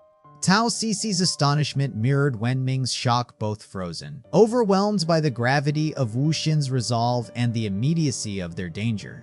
Standing firm, Wu Xin's aura intensified, words murmuring past regrets yet focused on the one hope left, extracting Wenming safely from the maelstrom.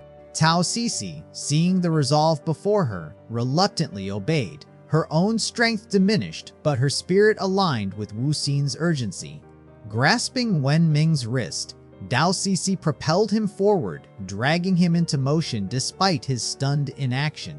Aobu appeared suddenly, intercepting their path with authority, a living barrier against retreat. Surrounded by prostrate figures, Aobu's glare cut through the smoke, daring anyone to challenge his command. Tao Sisi assessed him, fear mixed with frustration, realizing brute force alone would not suffice to overcome him.